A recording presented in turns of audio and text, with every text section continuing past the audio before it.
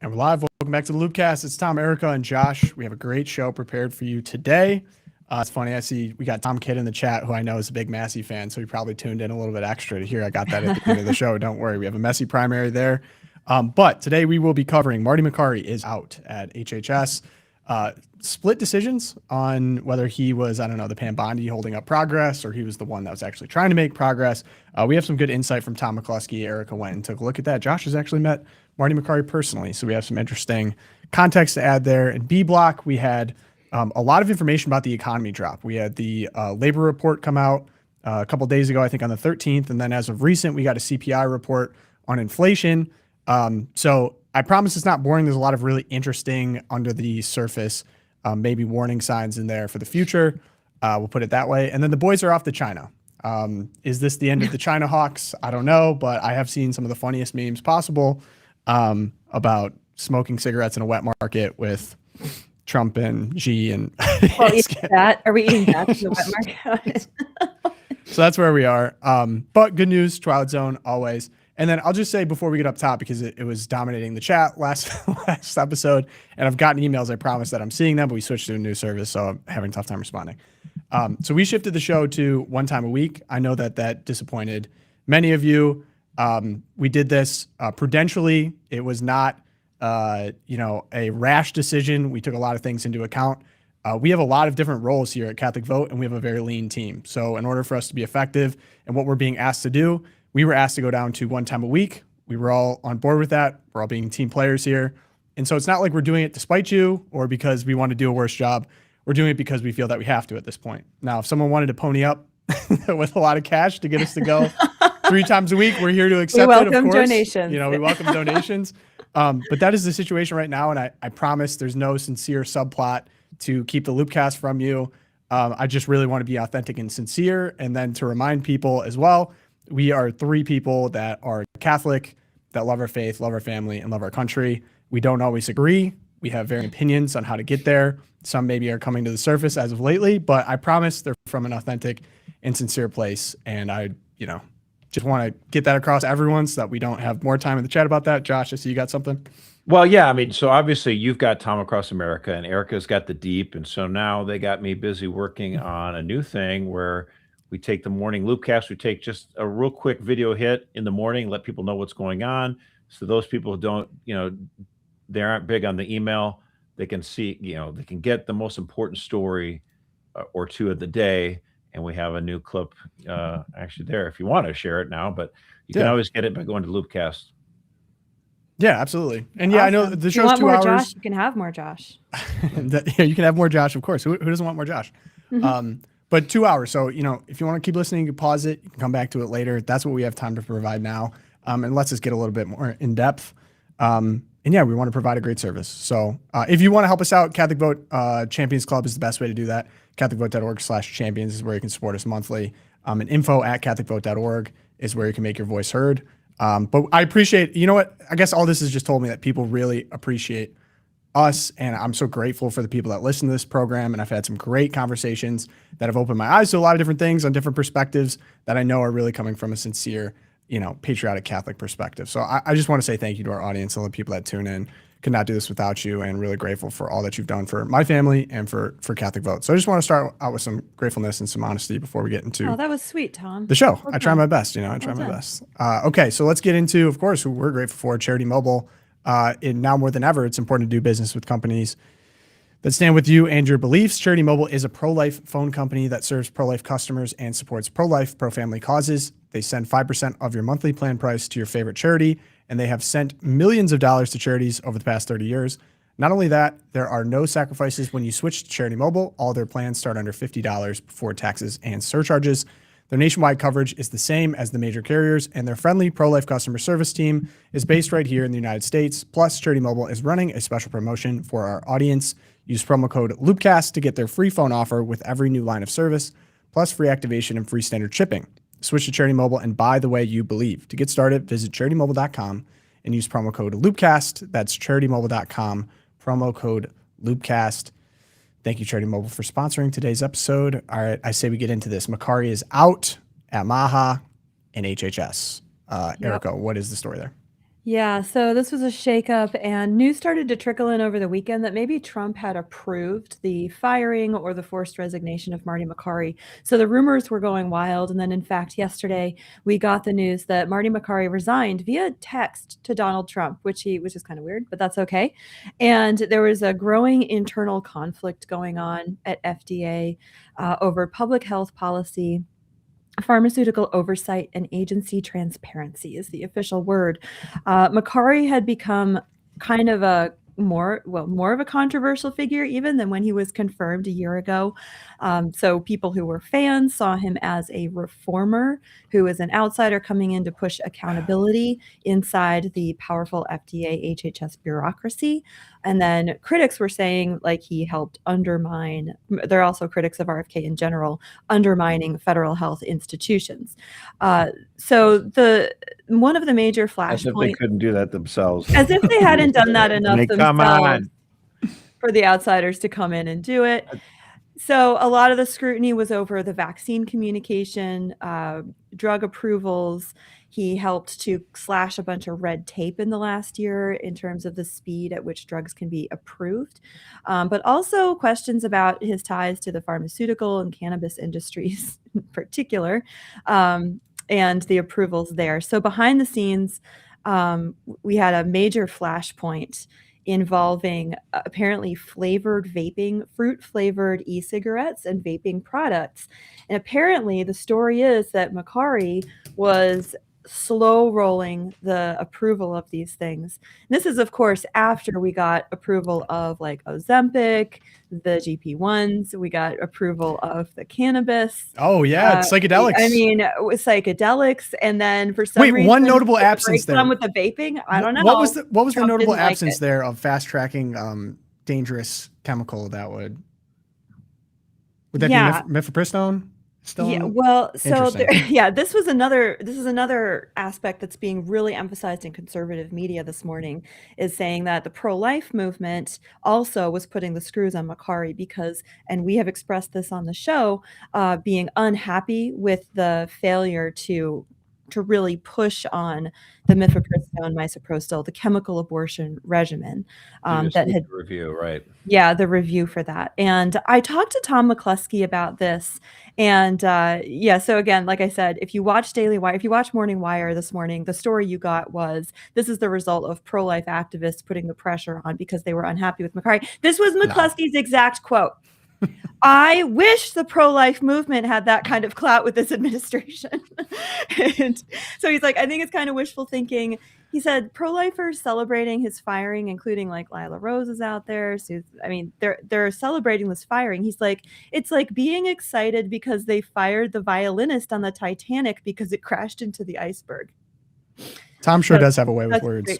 I really enjoy my conversations with him prepping for this show. Thank you. Well, what it amounted to is that, pro-lifers, attacked Marty Makary as rumors are swirling that he was in the hot seat. So then when he gets fired, they're like, see, he wasn't doing what we want. It's like, well, it was actually about e-cigarettes, vape, like, according to all available reports. It's not really, a dumb strategy, to write. And part of it too that Tom was talking about. I don't mean that in any offense to Lila or me, Anthea.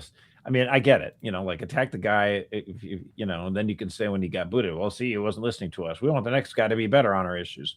That's good. Yeah. That's good.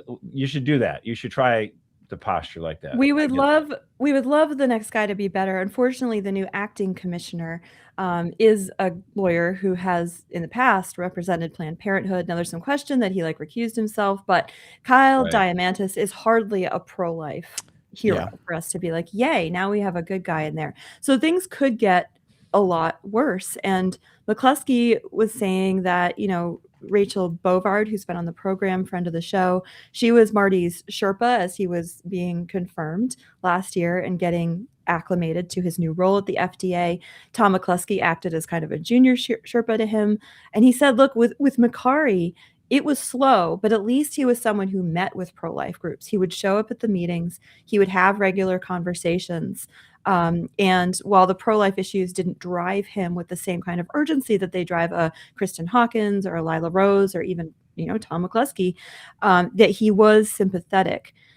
what the issue was that he was instructed by people higher up in the Trump administration that he could not move on mifepristone until this study had been concluded, which was very slow in even getting started. So we're looking at least a year from the time he took his seat to when we would be able to make a move on mifepristone.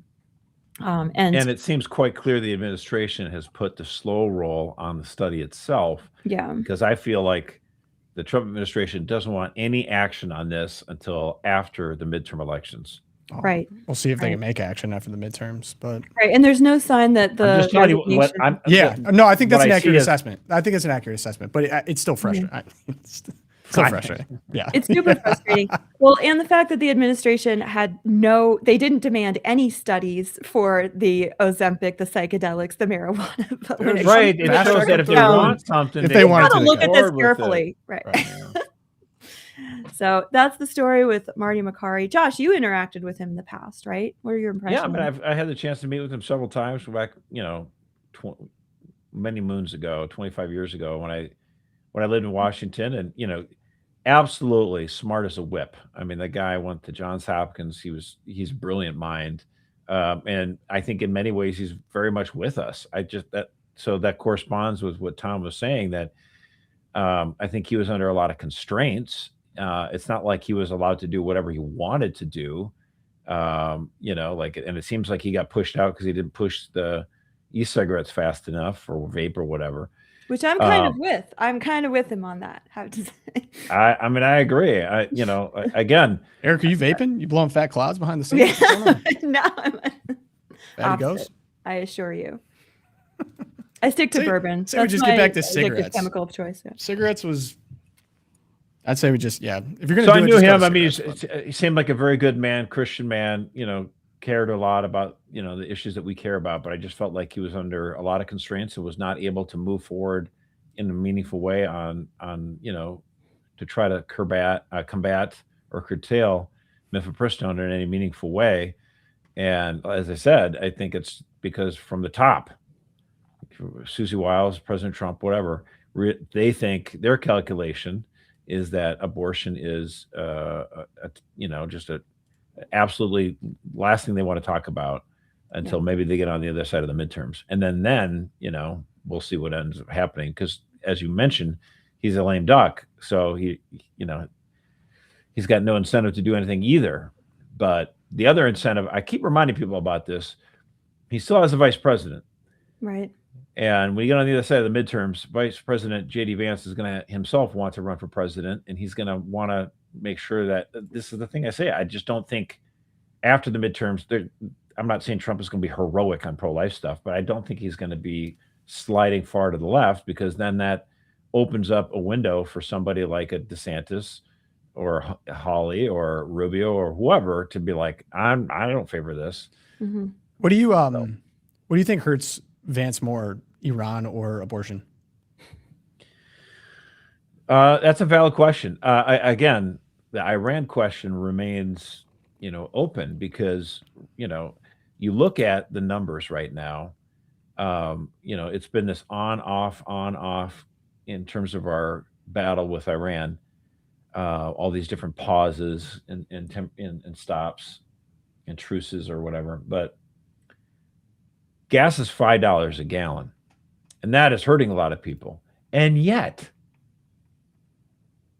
you look at the latest CNN poll, and they ask Americans, would you vote for the Republican candidate for Congress or the Democratic candidate for Congress? Donald Trump is at his lowest approval rating ever. Right. 70% disapprove of handling the economy. Yeah, that was the latest report that came out. And gas is $5 a gallon on a war of his choosing. There's no question. Right. I mean, he's saying he had to because of the nukes or whatever, but he chose the war is the point. And so it's not like Congress voted. It was Donald Trump. But yeah, Donald Trump made this decision. He's the one responsible for $5 gas. His negative approval rating, you said 70%, and yet a CNN poll has the Democratic candidates up by only 3 points. So sorry, can I get context on that? It should be like 8 or 9. Yeah, can I get this context point. on that? You're just saying they asked someone in general, wherever They you do are in these the questions country. they do these questions all the time, every year, every month. They just say, look, when the next election's coming along, who do you anticipate voting for Congress? A Republican candidate or a Democratic candidate? They don't even ask names. And they do this nationwide. These polls have been around forever. You know, it's a pretty good barometer to judge how things are going. And usually, you know, Democrats have to win by like, you know, because the polls tend to be a little bit off. So if the let's say the Democrats are up by like 5 points, it might end up being that they only win the House by like a seat or two. You know what I mean? They have to be really ahead, like 8 or 9 points to really make a big gain. And so if they're only up by 3, again, it's just one poll, but it's like it's really surprising. If it would have been almost less surprising if CNN poll had Democrats up by like 9 or 10 points. I would have been like, okay, yeah, that's about right for being in a war, $5 gas, yeah. But So it just shows you that your the answer would be Democratic. abortion? What I'm saying is, I think the problem right now for Democrats is that their party is also in the toilet when it comes to the public perception of it. So you've got two very politically unpopular parties going on right now. Mm-hmm. Did you see that AOC passed Gavin Newsom as the top runner on Polymarket this morning? So I did. I did. Yeah. Actually, I think Pete Buttigieg also inched him out by. I mean, yeah, Gavin Newsom's not been having a good last few months. I still think, honestly, the most likely 2028 candidate at this point is probably Kamala Harris. No way. No way. Don't say it. No way. It actually, you know what? No way, Josh. Okay, explain that. There's no way. Well, first of all, when you look at the demographics of the Democratic Party, you know, Black voters are also very large. They loom large. And in fact, Black women even more. And she's got a tale that I think makes a lot of sense to people. Like, look, I was only given about 100 days to run. If I actually had a full year and a half to run for president, I would have won. And the fact is, part of the problem is other candidates aren't going to take her seriously enough until it's too late, and she consolidates enough support and actually pulls off the nomination. Man, so yes, I actually think she's a very viable candidate. I think she's being underestimated, but like, she was a former vice president of the United States. Her name ID is sky high. She's not seen as a threat to others, like, you know, the other people like Buttigieg or Gavin Newsom, like, oh yeah, whatever. She's not going to go anywhere. You know what? That can kind of surprise you. That can catch you by surprise. So you think like the mealy mouthness actually improves her chances of getting the nomination because she doesn't have teeth? I mean, essentially what you're saying. I'm saying is that she's in that weird spot where people, you know, she's got a lot of access to money, a lot of name ID, and she's going to win over a lot of, you know, institutional support within the party. And she's going to be underestimated by people, so they won't attack her as much, thinking, oh yeah, she's not a threat. And that's the kind of problem, you know, you catch your opposition napping, and you can. Now, obviously, I think that would be beneficial for the Republican candidate to have her as the Democratic for sure. candidate. But it's not, you know, again. I want more debates. I want JD versus or Marco versus Kamala, one of them.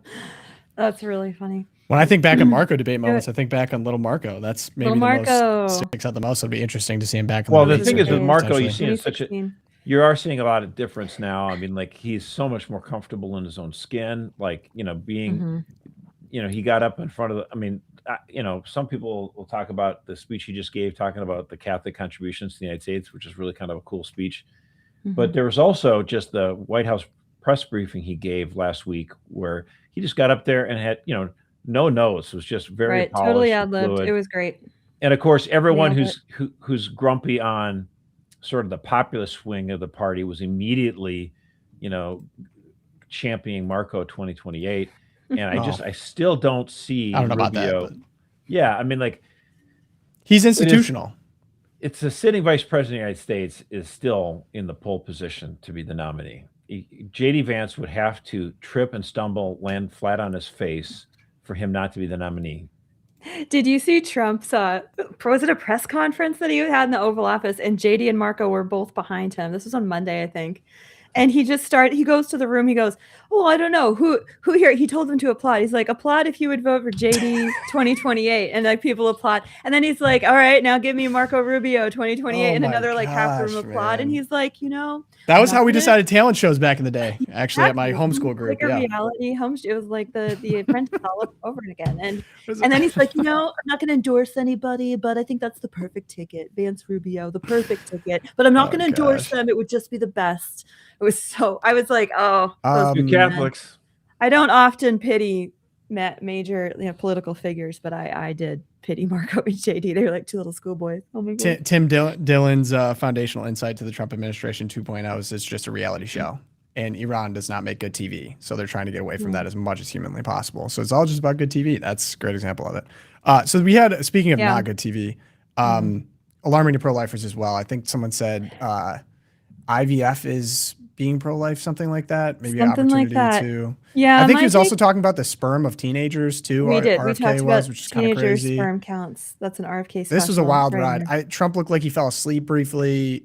Here's the moment we're talking about. I just wanted to stress what a huge win for the MAHA movement and for the pro-life movement.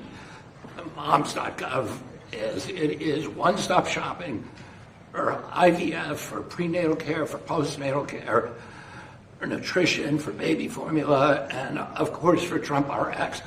We have, as Dr. Oz pointed out, a fertility crisis in this country right now. We just found out that we've dropped now to 1.57%. The replacement rate is 2.1.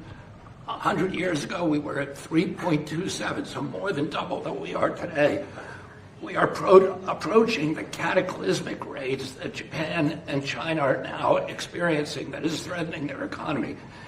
It's a threat not only to our economy, to our national security, it's a direct threat to our Social Security Trust Fund, to the Medicare Trust Fund.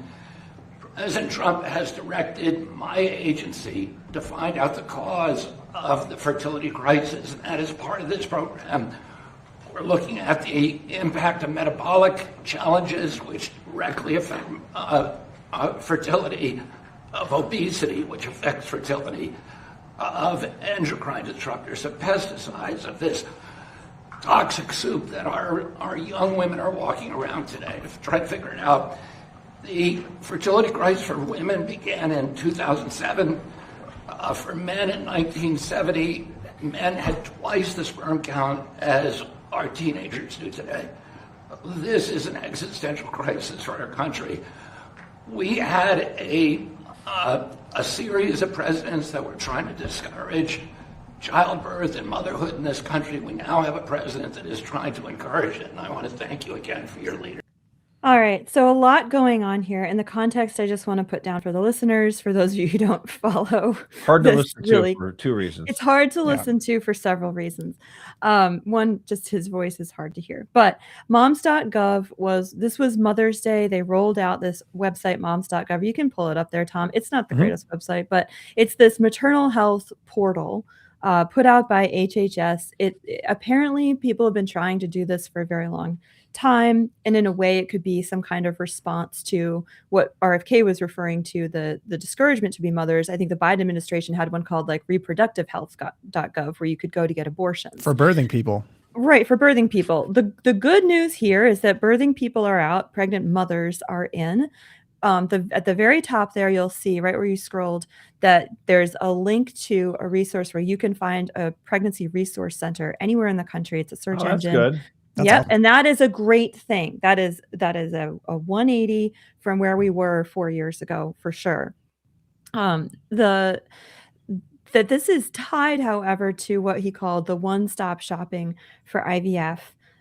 Obviously, massive red flag for pro-lifers, because this is the government trying to address a very real fertility crisis.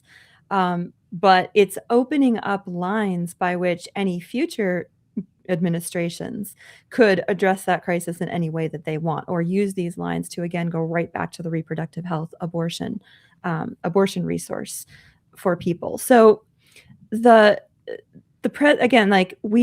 is true that we have declining birth rates. It is true that infertility has become an issue, and it is also true that we want to build up a culture where we're having more babies. The problem is that when the government decides to help do that, we know that it doesn't work. Like we've seen this in Scandinavia, we've seen this in Western Europe with government attempts to basically replace husbands and fathers for mothers and say, well, we'll offer these services. Whereas when the actual root cause of our birth dearth is that people aren't coupling, they aren't getting married, men and women aren't having heterosexual sex, which is what makes babies, and that they're getting married later and later.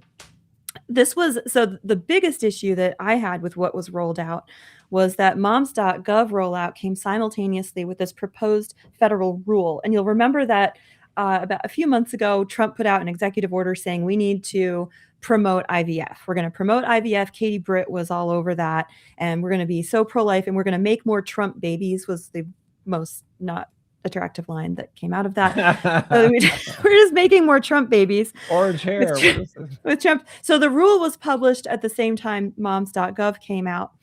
And what the rule says is that it's going to allow employers to offer standalone fertility and IVF benefits outside of the Affordable Care Act requirements. So it's going to treat this fertility coverage the way that we treat like dental or vision care. The proposed benefits in the rule include IVF, fertility drugs, also egg freezing. That was another one that was in there. Diagnostic testing, counseling, related procedures with a lifetime cap of roughly $120,000, which when you're doing multiple rounds of IVF actually is not that much. So under the proposal, employers would not technically be mandated to provide the IVF coverage.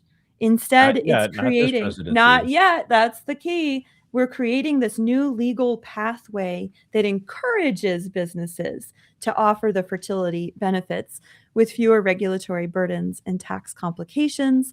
Again, like this is the federal government normalizing IVF and fertility treatments without confronting the ethical concerns and calling it a win for pro-lifers, which it is decidedly not. And as our good friend Tom McCluskey, again, when I was talking to him, he commented, he's like, all it will take is one trigger-happy bureaucrat to change this from highly recommended for employers to offer to mandatory.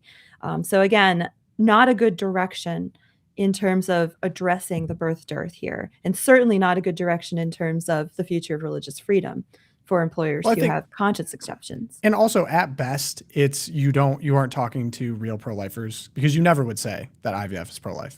No, like dyed in the wool pro-lifer is going to be on board with that. And at worst, it's insulting. Like we've made very clear, the Catholic Church has made very clear on this. There's also many Christians united in this as well, or just people that are medically have looked into it. It's completely dystopian. It's like a Palantir way to make children. Like manufacturing children is not pro-life. And then dealing with all of the ethical concerns that comes with it and the abuse on the people that partake in it and the expense that it is, it's just all around horrible. So it's just another frustrating thing. It's like you just didn't have someone in the room or, you know, or you weren't consulting the right people. And it's not even the best way to deal with someone who's got, even if you put aside for the ethical concerns, it's like not the best way to try to deal with the underlying fertility problem. Right. Like there's so many better methods to try to address that fertility. So, you know, again, the number one problem with the fertility crisis is that you have large swaths of people that simply do not want to couple, as you mentioned. They don't want to get married. You know, and that is a problem. Actually, one of the problems with that today is that, you know, it used to be, oh yeah, guys are afraid of commitment. Guys don't want to get married. But what we're actually seeing right now is where the percentage, like if you go back to 1993, girls, you know, at this point, they asked the percentage of 12th graders saying they are more likely choose to get married in the long run, right? And so back in 1993, 83% of girls, yep, they want to get married. That number fell to 61% in 23. So from 83 down to 61, that's a big drop. What is it for boys? Back then it was 76. So close to what the girls had, I guess. And it went to 74. So like not much of a change in the boys. It's the women, it's the girls who have really soured, you know, I mean, still 61%. That's way too, and you start looking at the statistics of people, you know, who are, you know, like the percentage of people who are married by the age of 30, that was a graphic that was kicking around the internet recently. Right. Go back to 1975, right? Just a few years before I was born. The percentage of Americans married at age 30 was, for women, it was 91%. For men, it was 81%. And the numbers keep falling. So by the time I got married in 2005, it was down, the percentage of women that were married by age 30 was down to 50%, 50.5. And for men, 41.1. Today, 2025, 25% of women are married by the age 30 and just 16.5% for men. This is a problem. Wild. So if you don't get married till you're like 31, that's a 5-alarm fire. Yeah. And then you're scrambling because, and then, you get married for a while and you're like, we want to have kids. And then all of a sudden, you're scrambling like, okay, let's say we want a kid. It's a lot harder, just the physiology of the human body. It is a lot harder to have a child, to get pregnant at 35 if you've never had a child before. And so this is a problem. So we're postponing marriage for much longer. And by the way, people are, another reason why that's bad is that all of us as humans, men and women both, we tend to get more stubborn. When we first enter the world, we leave the house as youngsters. We're 18, 19, 20, 21, 22, whatever. The world is this wide open space. And actually you ask people, when was it best? And almost always people will say the year that in which they turn 22, because they're done with college. They're out on their own. The world's your oyster. Their own apartment. They've got their own money they can spend money on. If they want to go on a trip, car trip or whatever, they can do whatever they want. But in fact, Erica, you got married when you were 22? I got married when I was 22 as well. Like the Taylor Swift song, except the opposite. Okay, disavowed. I just said I got married at 22 as well. Hey, Josh, how old were you? I was 28. Okay, nice. Yeah. But I guess I will say all those problems, and I'm going to get into the jobs report. I think there's a lot of telling signals in there too about this.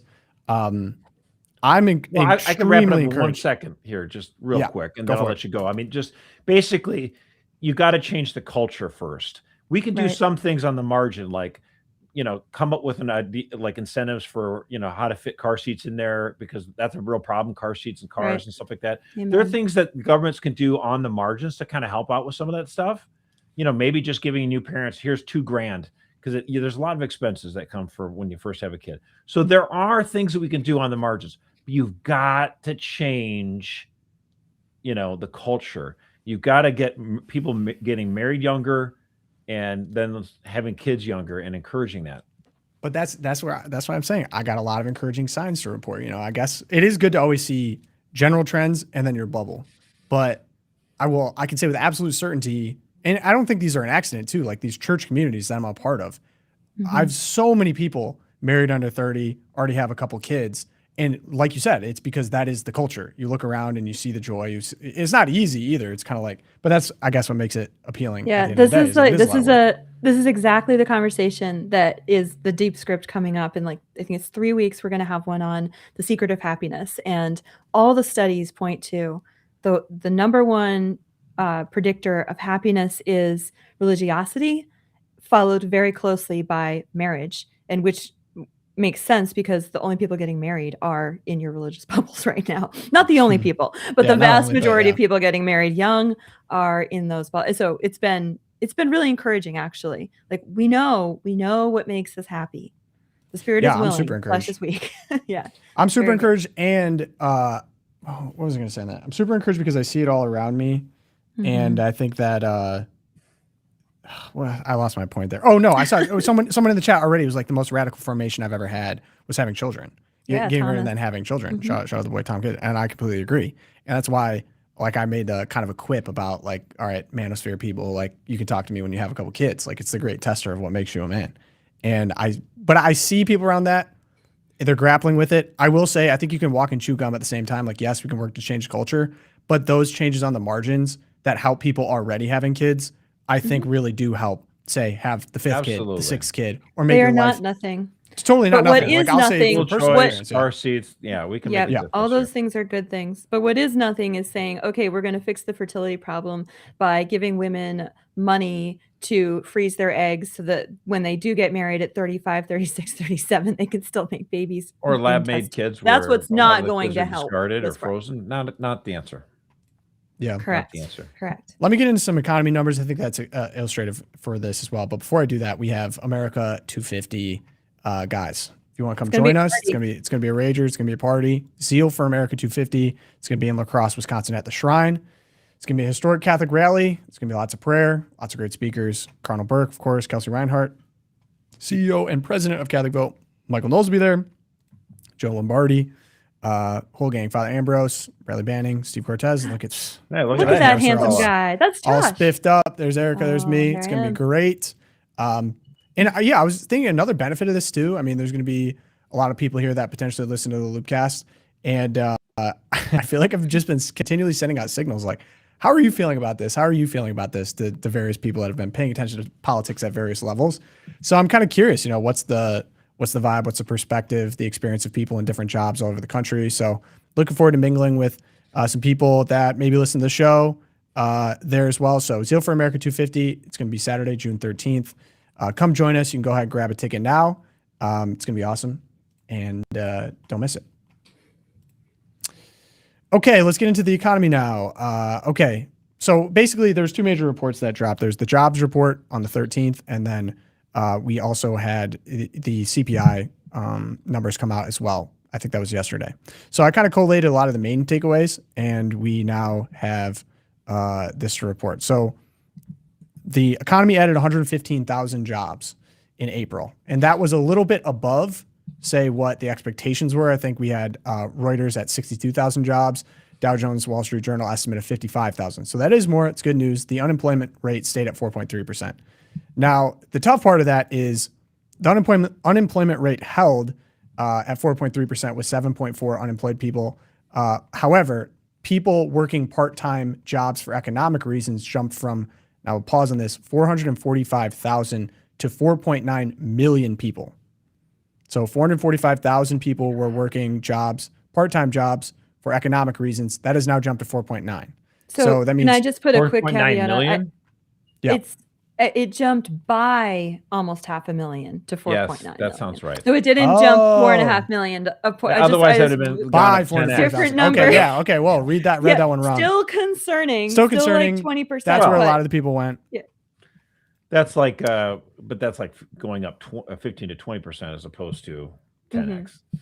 Yeah, yeah. So, but it's why that unemployment rate is steady. It's like, well, people are employed, but they just picked up extra jobs essentially for money.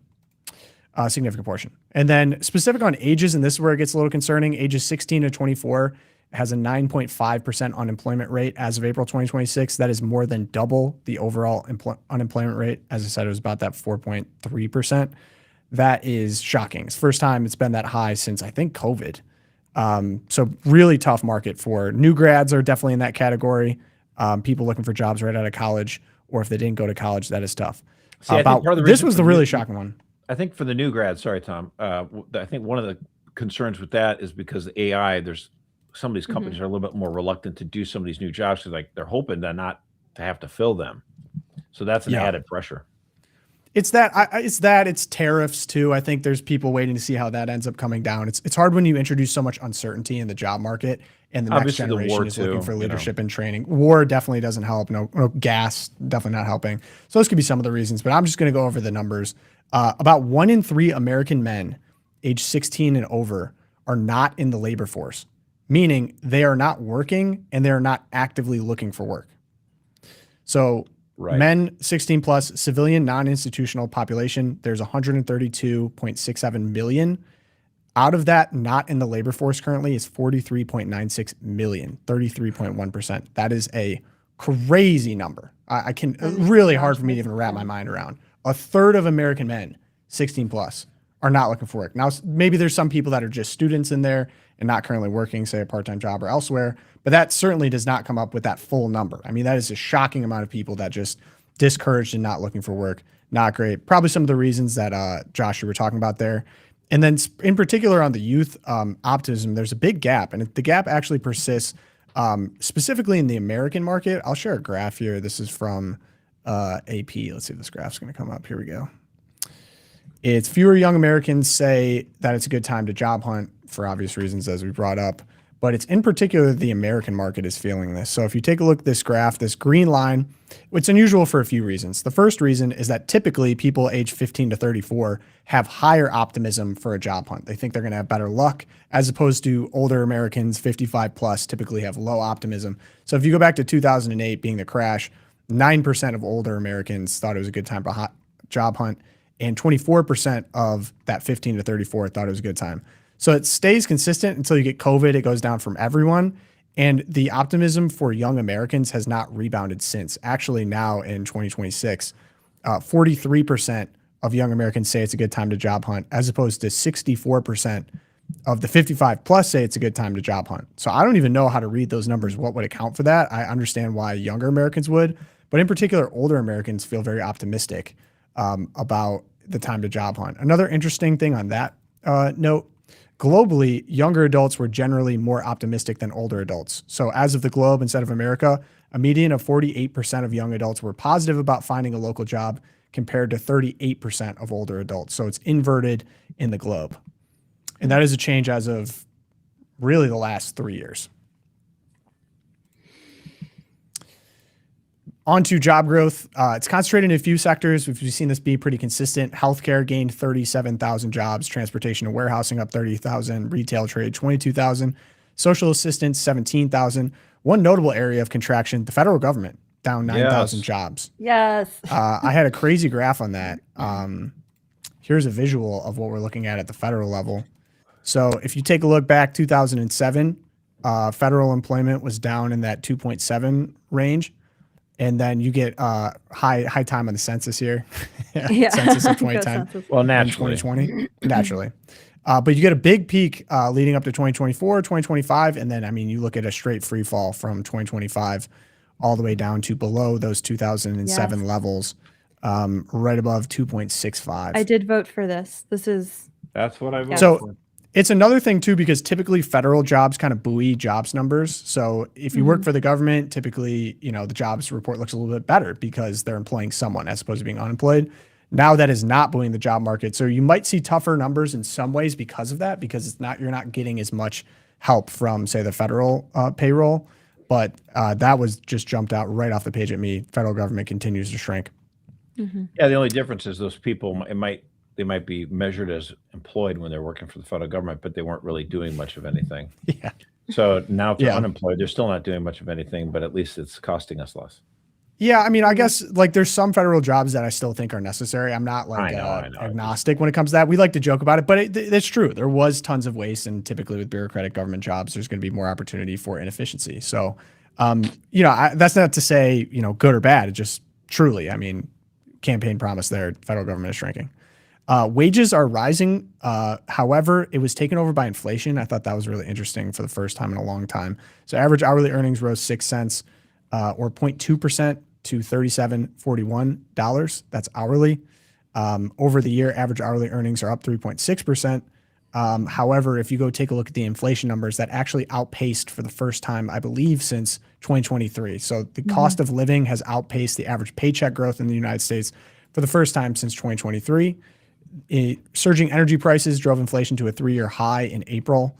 Now, of course, who does this impact the most? The middle class, especially people that are experiencing poverty. I can't even imagine what that looks like, where your wages are not outpacing your cost of living. That's getting into credit territory, not good. Debt was another thing that jumped out too. People's debt that they took on was much higher. People are spending more on credit cards to try to catch up. Not great. Another interesting thing, the spring housing boom did not happen. I'm not sure if you guys were tracking I want to get this. into housing, but before that, real quick, and we lost time, so it's perfect timing anyway. Now Yeah, go for it. I just want to talk about, like, when we say inflation, I want people to understand, we just understand inflation commonly as Americans to be, oh, the price of this good is more expensive now, and prices are going up. Now, the whole thing is, why do prices go up? Over time, you would think prices would actually go down, like they do for TVs, they do for computers, but the prices on other things tend to go up.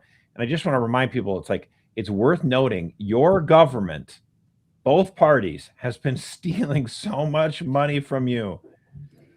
Back in 1965, the minimum wage was only $1.25 an hour, but that was 5 silver quarters.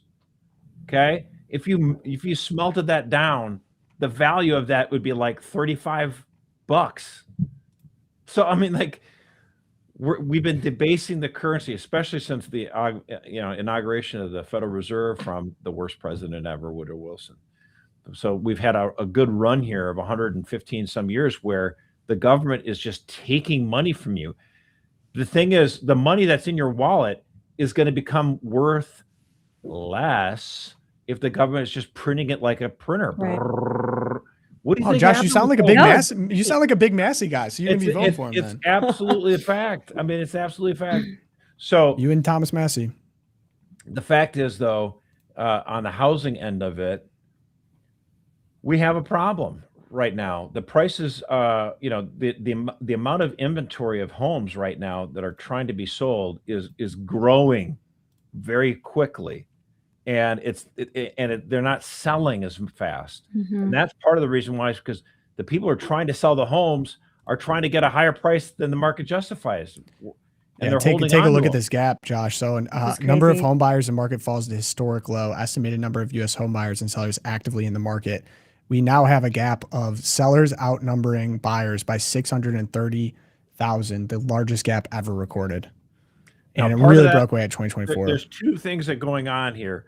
The first one, which I'm sure you'll recognize, Tom, is that people who are trying to buy homes are being hit with a crunch on a fiscal thing. Their wages are going up, but not nearly as much as gas and everything else. Inflation. And they're just priced out of these homes, a lot of these homes, right? Mhm. Mhm. But the second problem is a lot of, God bless you guys, a lot of the baby boomers, they're holding on to the houses and they're hoping that the prices are going to rebound. And the fact of the matter is,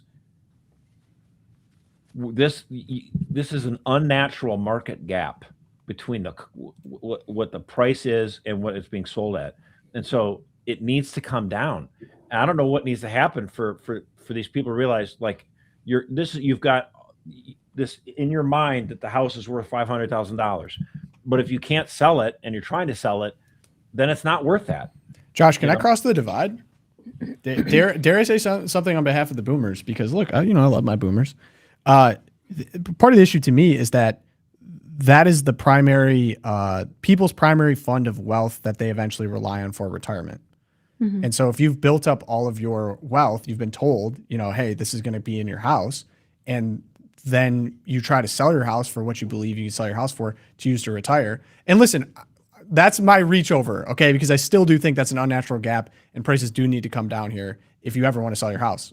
As someone aspirationally wanting to buy a house, that would be true. But I am sympathetic in some ways where, the property taxes on certain homes have gone up so much to the point where, how am I going to pay for this?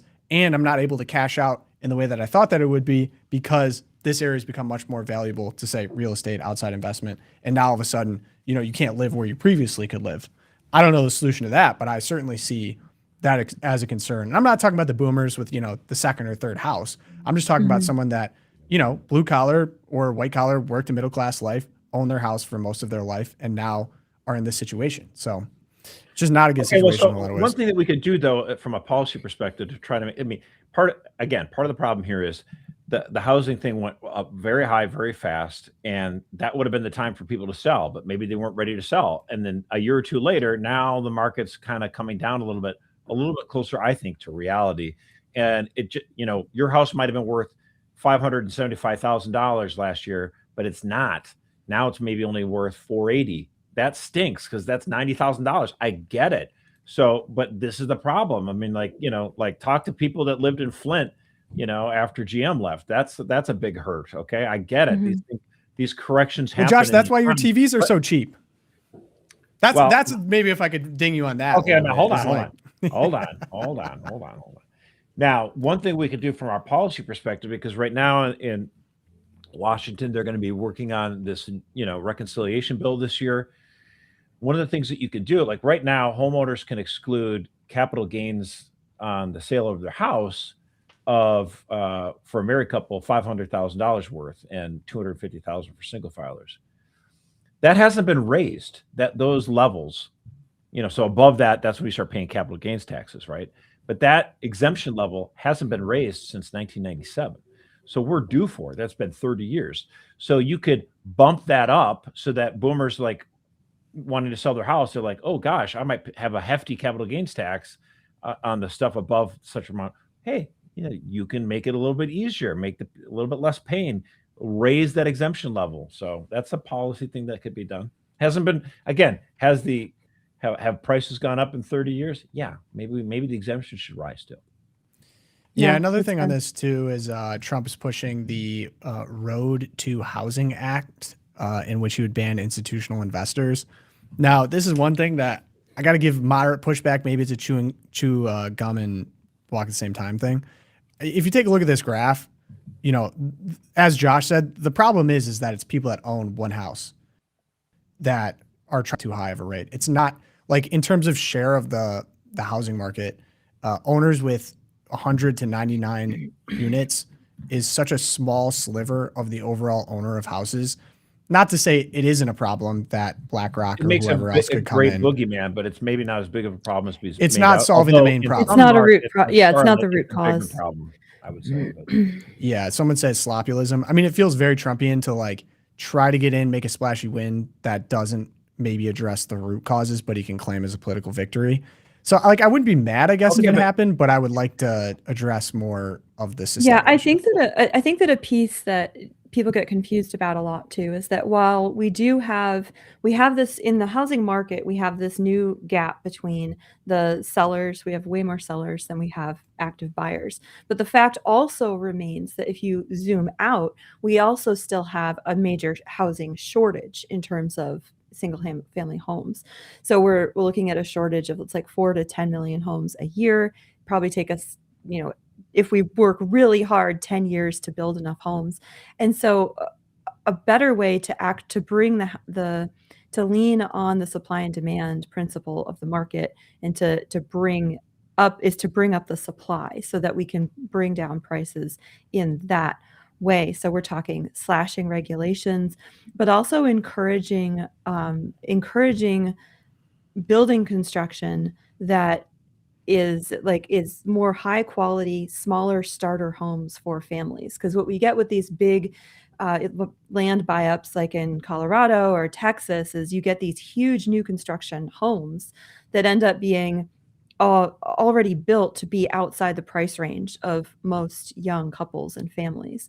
So it would be using the government to find ways to encourage a greater diversity of kinds of construction to increase the supply over the next 5 to 10 years. Because I think that's also a root cause. Yeah, I think what you're saying is that developers realize if they're going to be building they got a big chunk of land, it's better for them to build like these McMansions, that are like 3,000 square feet plus, 4,000 square feet plus. $1.4 million. Because the profit margin on all of these is going to be higher, even if there's, and with bigger lots and all that kind of stuff, than it would be to build smaller homes or whatever. And yeah, so that's, again, this is one of those things where, for the common good, it might make sense for local and state lawmakers to try to alter, the incentives. And this is one of the reasons why I've been frustrated. Look, I hate taxes. Okay. But when people say we should eliminate taxes on people 65 and older, it's like, dude, I mean, it's already so hard we want more people to get married in their 20s. Why would you buy a home unless you're going to start a family, right? That most people just don't. But why are you going to start a family if you feel like you can't get a home? We have a problem right now with people in their 20s. We need to be able to get them into homes and start families and get married. And we're not doing that if we're going to make the cost of housing so expensive. So I say that as someone scratching on 50 years old. I want it better and cheaper. Get these starter homes. I think that'd be wonderful.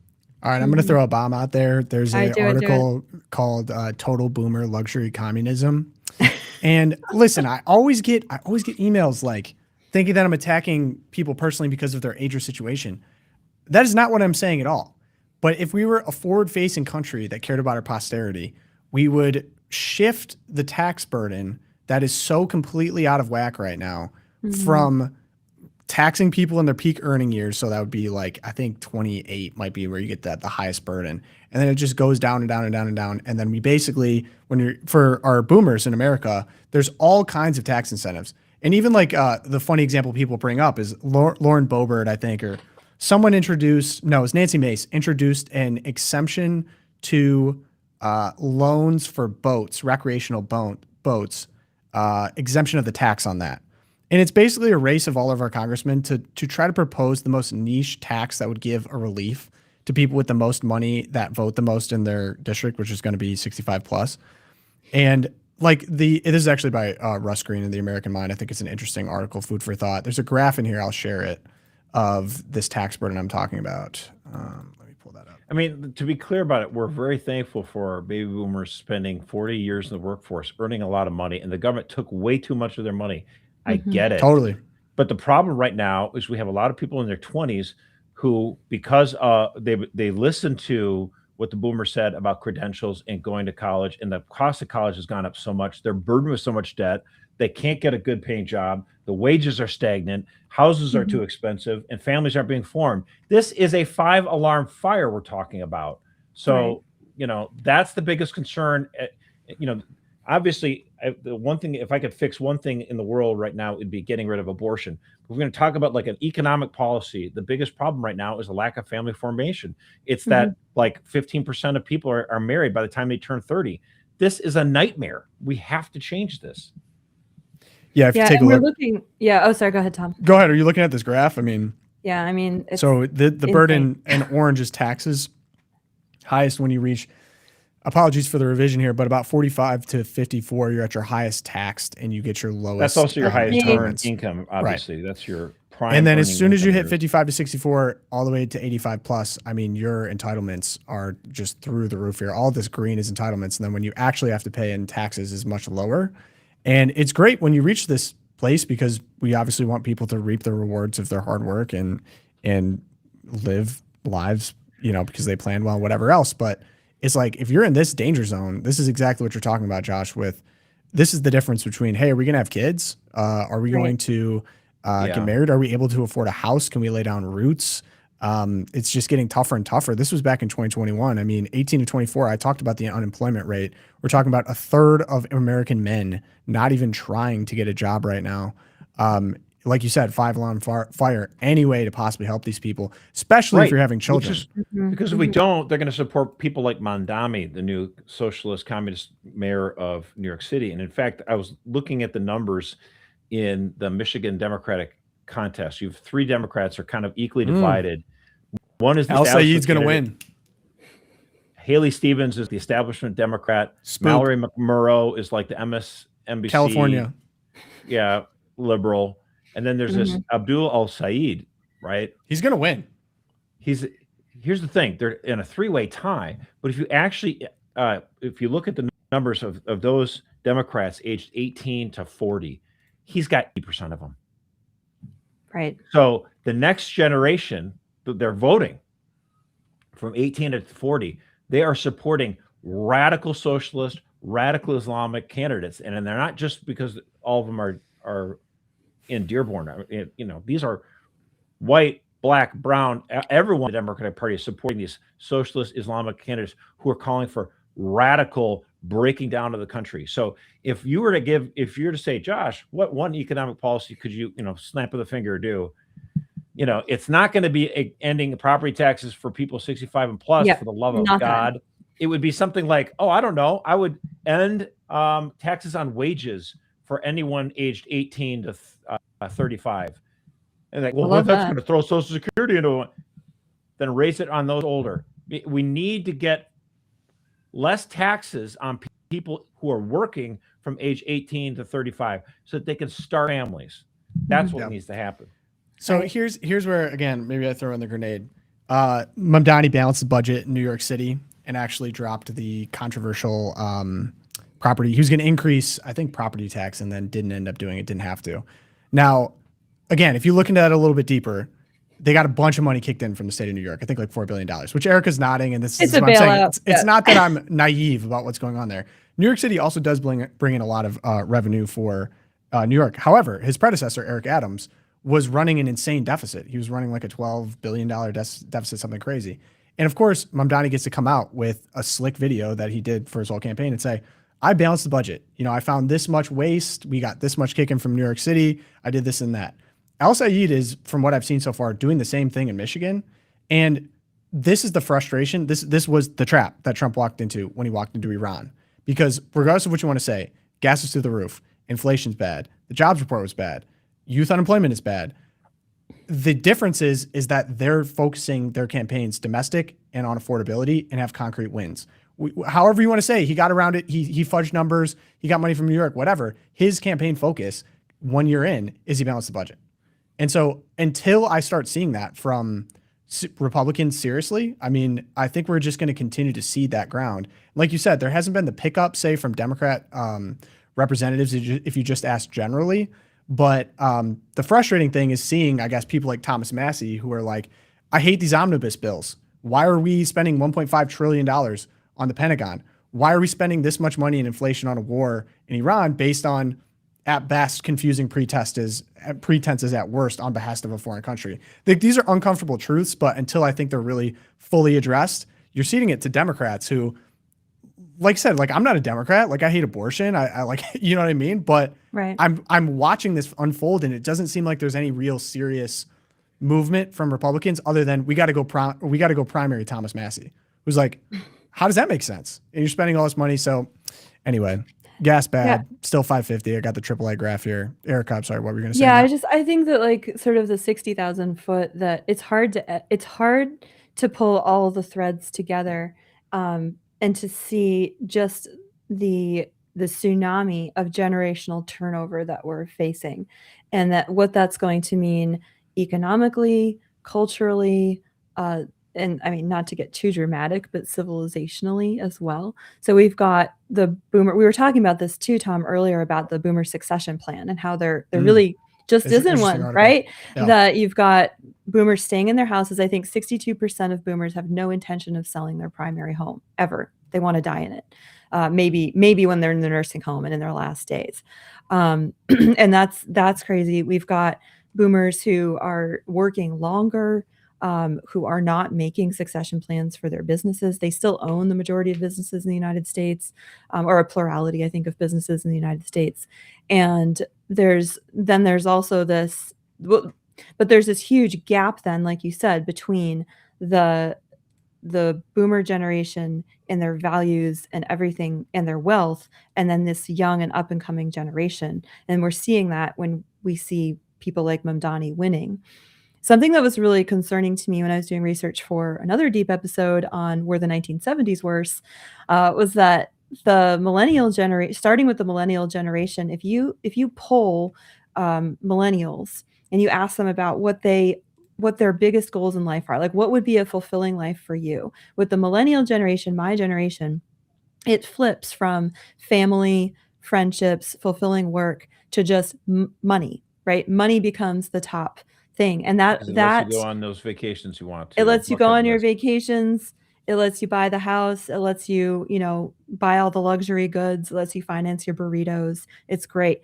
And then that gap between family formation and money just gets greater and greater as you go down the generation. So Gen Z, it's even more important. Don't even want to think about Gen Alpha, scary Gen Alpha influencers. But that's another kind of revolution that is very concerning in terms of what people are valuing. And of course, then if your top value is financial and having a steady job and making $500,000 right out of college a year, then someone like Mamdani who can say, look, the government's just going to take total control, all the means of production. We're going to balance the budget, and money's the king, and we will take care of you.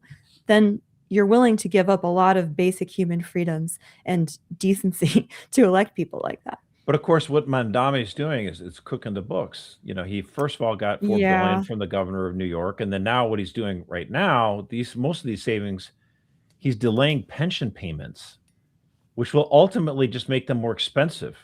Like Chicago did this. He's going to have to back pay him. Chicago delayed pension payments, and it ended up costing taxpayers there $40 billion more than if they'd paid them on time. And that's what's going on in Puerto Rico. $55 billion unfunded liability. So they're just kicking the can down the road, hoping that somehow there's going to be a magical rainbow, and pot of gold that's going to take care of It all will their be a wishes. rainbow. Yeah, I don't think that wasn't the exact. I appreciate the added context, but that wasn't the point I was making. I was making a rhetoric point because I think No, I get it.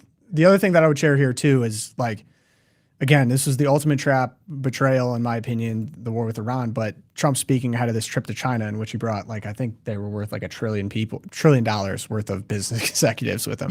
But here's a quote on him being asked about this. President, to what extent are Americans' financial situations motivating you to make a deal? Not even a little bit. The only thing that matters when I'm talking about Iran, they can't have a nuclear weapon. I don't think about Americans' financial situation. I don't think about anybody. I think about one thing. We cannot let Iran have a nuclear weapon. That's all. That's So, not a great quote. Not a great sound. Doesn't feel like a Trump quote either. Like, you'd think he would dodge that, but I don't think about Americans' financial situation as like.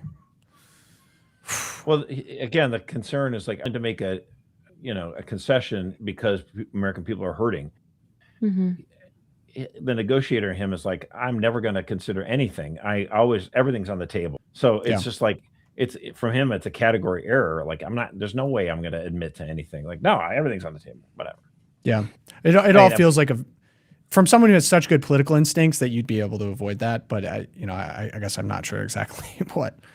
I think when you've been up all night doing 130 Truth Social posts in 5 hours, oh my you're gosh, probably a little tired. You're off your game. That's what happened there, right? Can we talk about that? Take the phone away. Someone take his phone. It was 133 between the hours of, I think, like 1 a.m. and 6. Yeah. on a social media app that you created that no one uses. And we're all just like, nah, this is chill. On his way to China. Like, oh my God. I mean, you're on a plane. It's hard Concerning to sleep. signs. Maybe that was it. And then John Thune said he can't pass the SAVE Act. He's done all that he can. So that's our update on our fearless Republicans. Thanks for the update. I told you that. What did I say? I've been saying this for months. You got like senators like John Kerr, Utah, Collins, all these people. They're not going to vote for the SAVE Act. Like, it's not even like that was the point that we could do this. Talking filibuster. My point is, you could keep talking. You don't have 51. It's not that you don't have 60 when you don't have 51. That's a problem. No, I'm just a little tired of hearing excuses, because this is what we actually wanted. Like, it's like, oh, we can do all this stuff abroad that no one wanted, or maybe like a vast majority of the country didn't want. But it's like, oh, when it comes to voter ID that everyone was chill with, 80% of people wanted this. It's like, sorry, we can't really. It's like, what are you talking about? I mean, we're on the same page. I know we're on the same page. I get it. I understand the frustration. I understand. Yeah. All right, but bring me up good news, Erica. What do we got? All right, today is a great feast day in the Holy Catholic Church. It is May 13th. I can't even talk anymore. May 13th, Feast of Our Lady of Fatima. And it's a big anniversary, too. 45 years ago today, Pope St. John Paul II was shot. And yes, that's actually good news, because as he said himself later, one finger pulled the trigger, another guided the bullet. And he, in fact, as we all know, survived the shooting. He went on to meet with his would-be assassin, offering him forgiveness. And this was a great moment today in St. Peter's Square. Happened this morning while I was having my coffee. Pope Leo, he gets out and he started walking through the crowds as he's going along there. And if you go back to a minute, 36 seconds, Tom, speed us up a little bit. There you go. And here you see him. He pauses. There's this plaque in the floor and the ground at St. Peter's where Pope John Paul II was shot. And he knelt down. He touched the plaque. He says a prayer. And I love seeing that visual continuity in our church. That here's Pope Leo, probably praying there for the intercession of the great Pope John Paul II. Just a real beautiful moment in the life of the church, and a reminder that life always wins over death. And yeah, just beautiful. Okay, but so there's I got chills watching that. I mean, obviously. Okay, but that's not. I don't know. Okay, but what? It's not okay. I'm just saying, like, with regards to the attempt on his life on May 13, which was Fatima, and of course, Our Lady at Fatima warned, the world about Russia and the errors that Russia would unleash on the world. And what happened? Secrets of Fatima, right? The communists take over Russia, and Pope John Paul II. That was the prophecy, one of the 3 secrets of Fatima, right? That a man in white would be shot. And so then, what does Pope John Paul II do in response?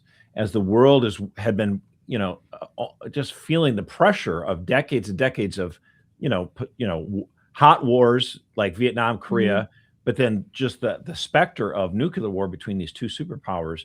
Pope John Paul II, on March 25th, 1984, he decides to consecrate Russia to the Immaculate Heart of Mary. Now, here's a little question for you.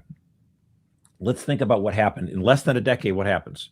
Well, I'm going to say something that happens, and you help me out here, Erica, with the trivia. So, there was a military coup to reestablish communism fails in Russia on August 22, 1991. What feast day is that? That is the Queenship of Mary for All right. 500, Josh. Yep, there we go. Okay.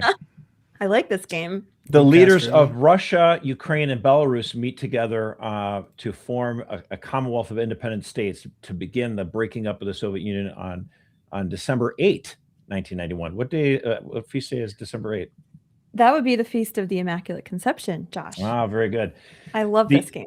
The Supreme Command in Russia formally approved those accords, establishing that Commonwealth of Independent States a few days later on December 12, 1991. Do you know what feast day that would be? This has got to be my favorite. That is Our Lady of Guadalupe. Okay, but it doesn't become final, of course, until Mikhail Gorbachev resigns and formally ending the Soviet Union. And that was December 25. What feast day would that be? I'm going to let Tom answer that one because I'm pretty sure. Wait. Say that again. I saw Mikhail Jimmy Akins in the chat, and I'm a big Jimmy Akin head. So sorry. Mikhail Gorbachev formally resigns, thus ending the Soviet Union December 25. Come on, Tom. Oh, come on, that's Christmas. The Yay. day Mary gives birth to her son. So, Yep. just to think about how for decades, both these world powers, had so many missiles pointing at each other, and then who would have predicted that it would have ended so peacefully? Now, we have problems with Russia and Ukraine right now. I get it, but nowhere near the threat that we had for a good 70 years when Russia was communist. Mm-hmm. Amen. Dude, pray a daily rosary. It'll change your life. Let's That's go, all I gotta Blessed say. Mother. All right. Josh. Yeah, go ahead. I'm going to. Or sorry, did you have? No. America? We're good. I want to end with Our Lady. That was so beautiful. That was Let's great. just go with Josh now. You started it off by saying this is my favorite feast day, and I saw the clip, and I'm like, the day St. John Paul, like I didn't know St. John Paul getting shot was a feast day. It's That's my one I had favorite not May heard feast of, day, but- I should say. Okay. Josh, you're up. Oh, dude, this is sick. Good call. I found Yeah, A little return to normalcy. I knew that Tom would love this. There is I love this one. billboard. I believe it's in New York City, and it is encouraging people to ditch the scrolling, ditch the screens. This is an advertisement that said 0 screen time. Loopcast trivia. Do you know yeah. what kind of iPod this is? No, I never had an iPod. No, you don't know the name. This is the first iPod I ever got.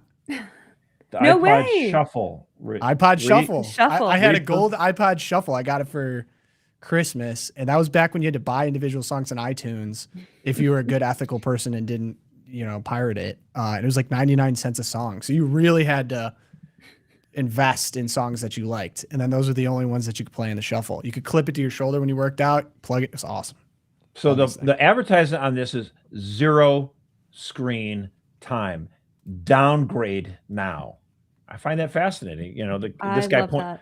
This guy points out, you've got 1,000 songs in your pocket. You can listen to this, but you're still tied into reality. You see other people, and the point that he's making is that actually constraints can actually create freedom. And we know this no better than when you try to go to a restaurant with a woman, and they give a big menu, and they freak out because they don't know what to decide. Constraints. are actually sometimes helpful. man?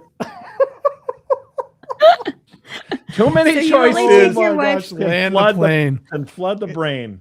It's the in and out effect. In and out, they only have like how many things in Like the when menu? Straight. Yeah, I was actually really excited when the OG, the Olive Garden, they made their menu smaller because, 6 years ago, the OG was very difficult to navigate for me as a woman, I suppose, is what Josh is saying. But I had a hard that's what time. he's saying. Paralyzed by choice, and now it's down. It's like the original Cheesecake Factory. It's like a book. I was gonna say, Yeah, I'm not a woman, but the Cheesecake Yeah. Factory menu really short circuits my brain. Man.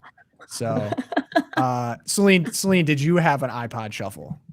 She's a producer in the chat. She's checking out. She had a Nano. Okay, the Nano was sick too. Nano's That was cool. my dad had a Nano. That was a step up, and he had the dock that you could pop it in that would charge it, and it was the speaker dock that you could put it in. This is before Bluetooth speakers were a big deal, and that was a big deal in our house. Like my dad was always bumping random 80s music. I don't really own songs. I mean, I never. Yeah, you don't really strike me as a music guy, but as a music guy myself, as far as I stream it with Pandora or whatever. There's stations I listen to, and I don't have to worry about it. I think you've told me that. And I think I laughed the other time. You're such a Pandora guy. That makes so much sense. And you don't have the premium, right? You probably get the free version. Never. Of course. Yeah. Of course. That, My kids such are a like, good summary of Josh.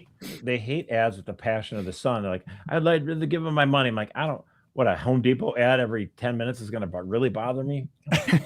You like the music. Dun, dun, dun, dun, dun, dun, dun. All right. It's commencement season. I got to give a quick shout out to the alma mater Ave Maria had. Ron DeSantis, governor of Florida, pivotal governor of Florida, there to give a commencement speech. Now, listen, we're known, pretty much known in the streets as the Notre Dame of the South, or the inverse. I'm not sure what, but I mean, you keep saying that, but yes. getting the governor of Florida, Catholic governor of Florida, to give commencement. Great poll for my blue and white. I think we're blue and green, and white. We never really said that kind of thing, but the gyrenes. Whatever. So yeah, there's Tom Monahan.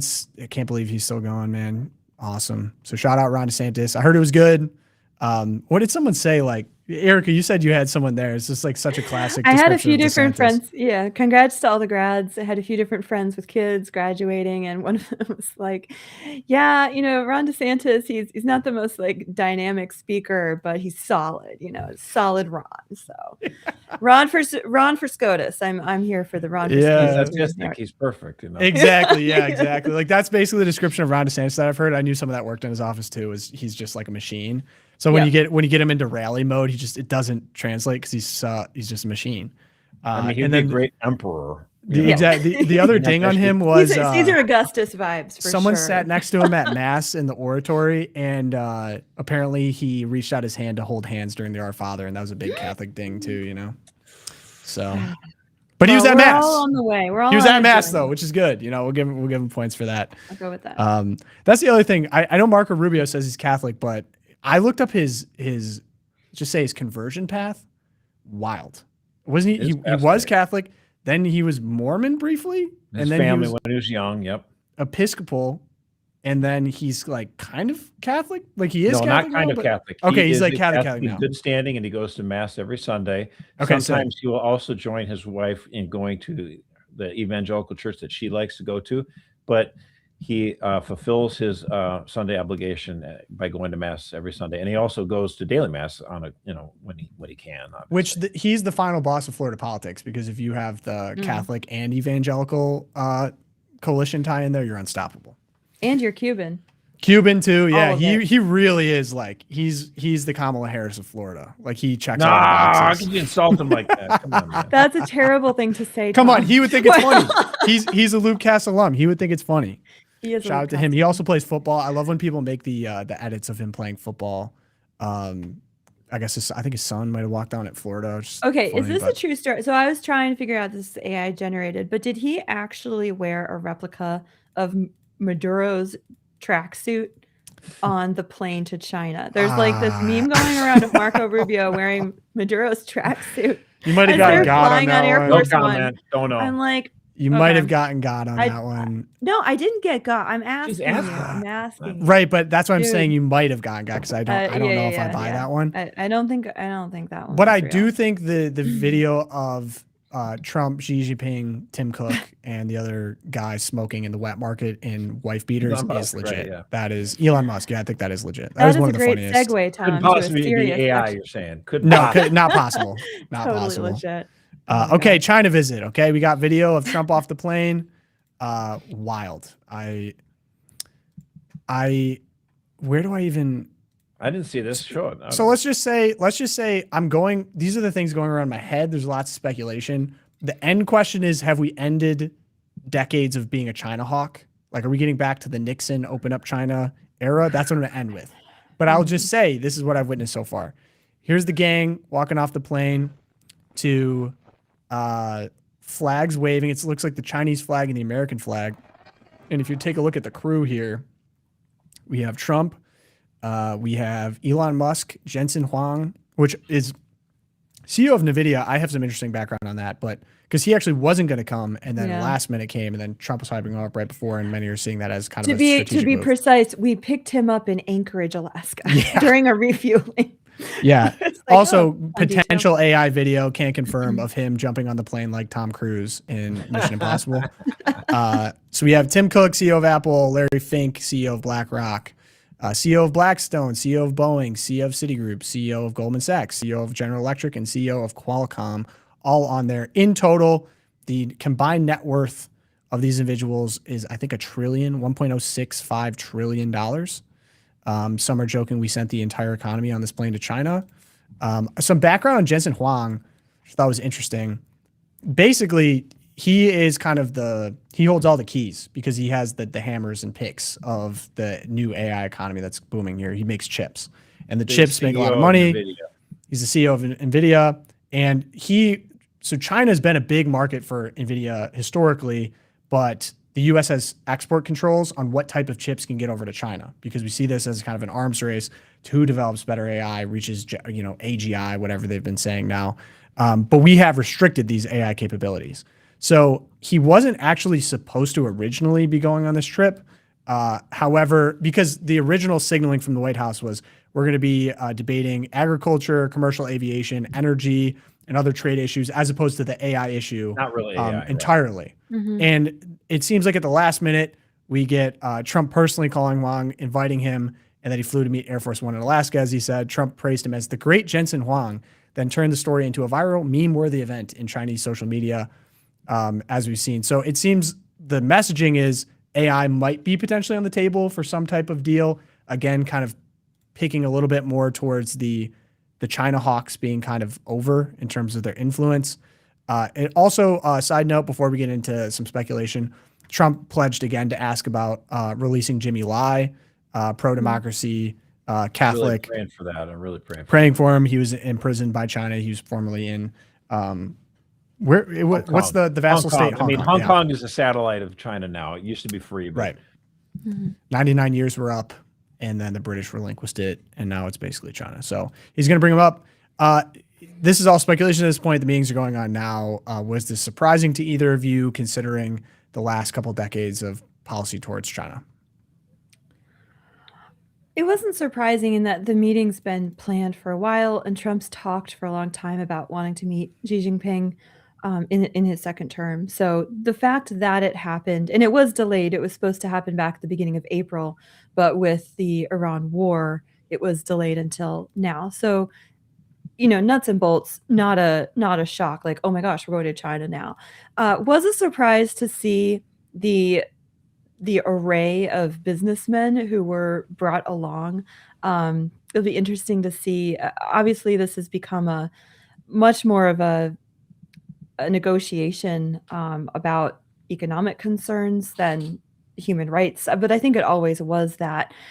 There's talk here about, you'll hear it from pundits that, Trump, because of Iran, he's going into this vulnerable and, he's going hat in hand and we need this. But I think that that's really looking at the picture in a one-sided way, because there's a lot of ways in which I think China is more vulnerable than the United States right now. And in a way I think China needs American consumers more than America needs, for sure, Chinese consumers, because they're dirt poor. The GDP is like 16,000 right now per capita compared to us, which is, we're more than double them. But that China is also heavily reliant on foreign imports for energy. So it's 70 to 74% of their oil and like 45% of their natural gas. And that's been squeezed by the Panama Canal, by Venezuela, and now by Iran.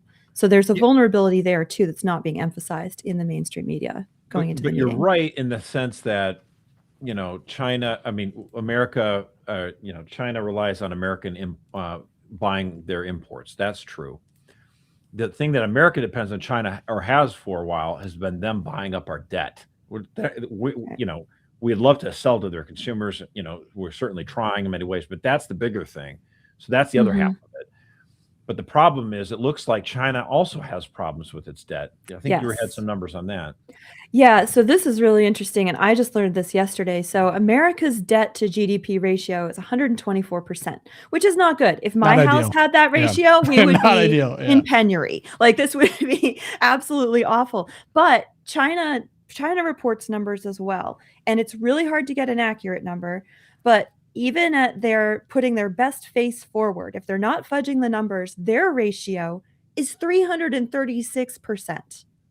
That's double. That's more than double. That's way more than double ours.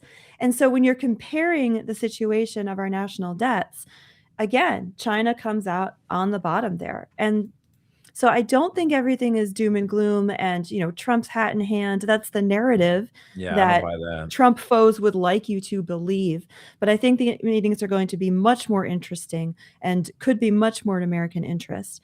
And again, I don't think that, you're hearing a lot of like global parity talk coming, like we've got, okay, this is proof that now it's a multipolar global reality with Russia and China and the United States. I don't think the numbers bear that out. What we just cited, the fact that our GDP is so much higher, and also that China is, and we brought this up earlier in our conversation, Tom, China is still highly dependent on the American brain trust, American innovation. We might buy all of our cheap gadgets from them, but they send all their students to American universities. And that which I hate, and I think they should stop. Exactly. I really don't like them being here, and they're watched very carefully while they're here. It's terrible. They also seem to be infiltrating our city councils. We just had a story of the mayor in California who's going to probably end up in prison for being a Chinese agent. We had Fang and Eric Swalwell. Remember her? And they own a concerning amount of farmland next to. Yeah, they're buying up our farmland. I would love to see us solve the beef production problem. I want my burger price to go down if we just seize all the Chinese farmland and start putting cattle on it so that we can eat beef again in the middle class here. That'd be cool. Yeah, I don't know. Maybe I lean a little bit more towards the multipolar moment. And I guess my reasoning would be like a lot of those investments, like you mentioned the debt ratio, but those investments aren't like hard. So like they're BRICS agreements with much of Asia and now getting into the Middle East. Yes, that's debt, but it's what type of debt is it? And those are, in my opinion, I guess, predatory contracts that they're signing with all of these different countries that they now align in their interests. And we kind of do it too, like through the dollar. Like we use the petrodollar. They're somewhat predatory, I guess you could say, in terms of it works in our interest because we control the levers on how valuable that dollar is. But it's certainly an advantage. Sure. There's no question. No question. So they're leveraging that. We're leveraging this. You could say we control now Venezuela, which is the Panama Canal, which is helpful. They now maintain control by proxy over the Strait of Hormuz. So I think you were mentioning too, like, what if this meeting is just they get together and be like, hey, we've done a lot of bashing, right? Like we've just smashed the previous order with the war and then Venezuela. How are we going to come together here? I have one prediction, because again, this is all speculation. Ooh. I think we get Chinese cars, EVs in the market in North America. I think that's going to be a concession. You think Elon's going to sit there and let that happen? Electronic vehicles to be sold in the United States. Yes. Is that what you're saying? Okay. Yeah, that would be my bold prediction. I don't think Elon would be happy about it, but I think that would be a concession that Trump would be willing to make. Considering how advanced, based on my cursory read of it, their electric vehicles are cheaper, better, more advanced than what we have here. But that's because they've invested a lot as a state into that enterprise. So, but they can't sell it. Again, they have the good stuff, but they can't sell it in the market. So that would be like a leverage that could potentially be pulled. I really know nothing. I just see the memes. So that's what I got.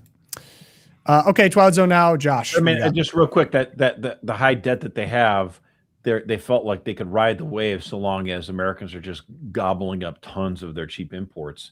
And so if by putting tariffs on it, by putting restrictions on it and cutting that down a little bit, it makes trying to, I wouldn't say desperate, but like needing to make a deal. So that's why you Wait, can what start- tariffs? I thought they got repealed. I know. Well, they were there for a while. What are you talking about? The leverage is gone. Long enough to make a dent, though. I guess. Yeah, made a dent. Well, I don't know. Unfortunate, all that got repealed. But okay, Josh Twilight Zone, what do you got? Okay, so in honor of Stephen Colbert's last week, here is the funniest moment on his TV show, and it was by Wait, accident. what? I'm so excited. He's This is fun. he's out.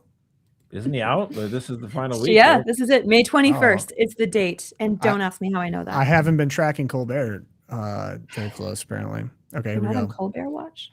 Not on Colbert. I'm not a Colbert head. Here, I'll share this one.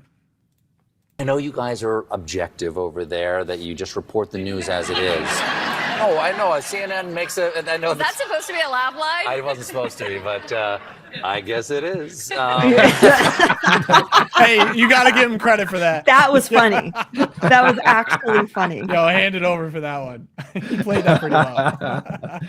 That is, It does not make up for the dancing vaccine syringes, though. he's earnestly nothing just there. trying to glaze CNN, as the kids say, and just steps in it, and the whole audience laughing. Here's my beef on Colbert. This is the thing. I don't. It's so annoying that because there's people that are like protesting. Okay, but this no, or here's whatever. the second. This is the other shoe. So here's the other What's clip. the other shoe? The next clip just shows you exactly what happened. So a reporter from, I don't know, it was like the NBC affiliate in Los Angeles is interviewing Javier Becerra. He used to be Biden's Health and Human Services Secretary, abortion, claims he's Catholic, horrible guy. He's now running for governor, and he's doing this interview with the press. So the whole laugh line with the Colbert thing was like, you're really good. You really try really hard to be objective. And the whole audience laughs because, like, yeah, CNN trying to be objective, the media being objective. The audience, a liberal audience, is even laughing at that, right? Why is it that people believe it, that the media is biased? Here is, I mean, just a hilarious, they say a Kinsey gaffe is when a politician accidentally tells the truth. This politician is saying something on camera that they probably always say to reporters off camera, but he's an idiot for saying it while the cameras are rolling. Here he is with KTLA in interview. By the way, this is a profile piece. This is not a gotcha piece, right? Well, look, I think these questions are fair. It's in order to learn about you as a candidate. So long as it's about the profile. I don't know how you define profile, but I'd like to begin the interview. The way I describe profile is you talk about all the things that I've done, things I want to do, and along with some tough questions. But not only tough questions. Oh my gosh. Working the refs, as they say, right? This is what Democrats are used to. They set the parameters. No. I'm going to give you an interview. You need to. It's a profile thing. You're supposed to make me look wonderful. Talk about all the great things I've done as Attorney General of California, as Health and Human Services Secretary, and now I'm running for governor. Maybe a tough question or two, but this is a profile thing. And just, I mean, this is not the only time in God's green earth that a politician has talked like this, but you're doing it while the tape's rolling. Are you an idiot? This is why we don't think you're care. objective. Yeah. Katie Porter is my favorite, personally. Katie is. But go always check out gives the Katie consecutive. Porter's highlight reels. Well, there's now somebody running for governor, Matt Meehan, who just did an ad spoofing Javier Becerra for this, and also Katie Porter, remember she was yelling at this reporter. Get out of my frame. You know, It's my it's- favorite. Get out of my frame. The Whoa. entitlement that these politicians have. Me and with my the enemy kids. Democrats, because Republican candidates for office are used to the reporters being against them from day one.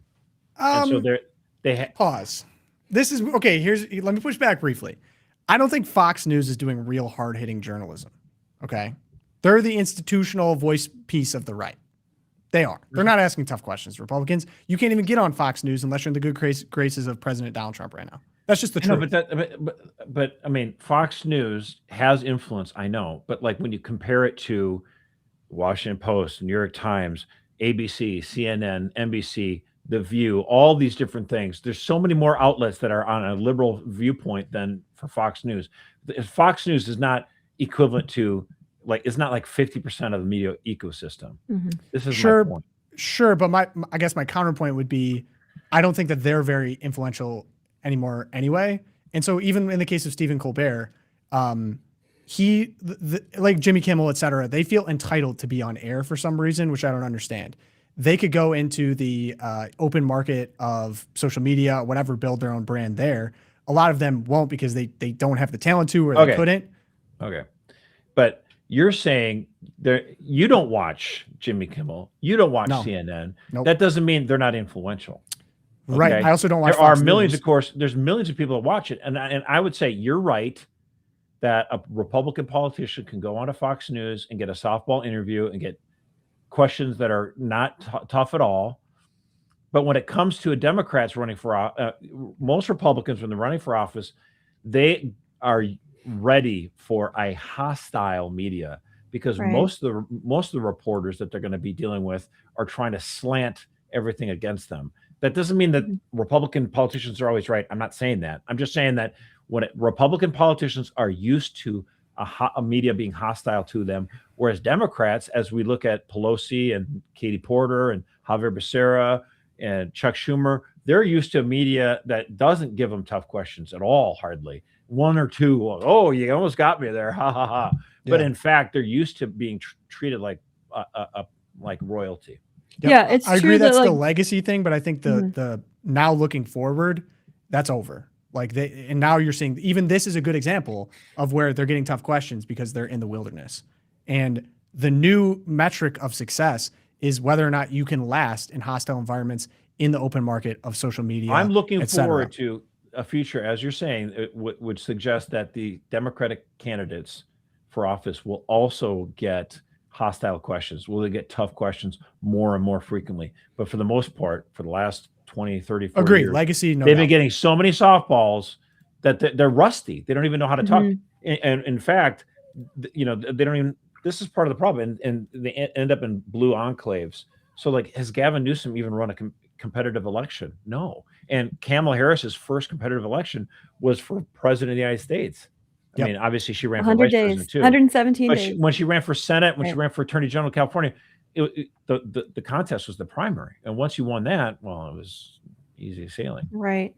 And I think, Tom, that part of it too, what's going to be the measure of success going into 26 and 28, probably more 28, maybe a little more longer on ramp, but it's going to be also your ability to hang with the podcast bros, right? I think that, social media in terms of reactions and clipping and probably AI generated like deep fakes, all that, but also the ability to hang with the podcast bros. And we saw with Harris and Vance, and then Harris and Trump, that she just couldn't do long form anything, like regardless. And I think a big part of that is that being the underdog, it does force you to sharpen your skills and be able to get up there.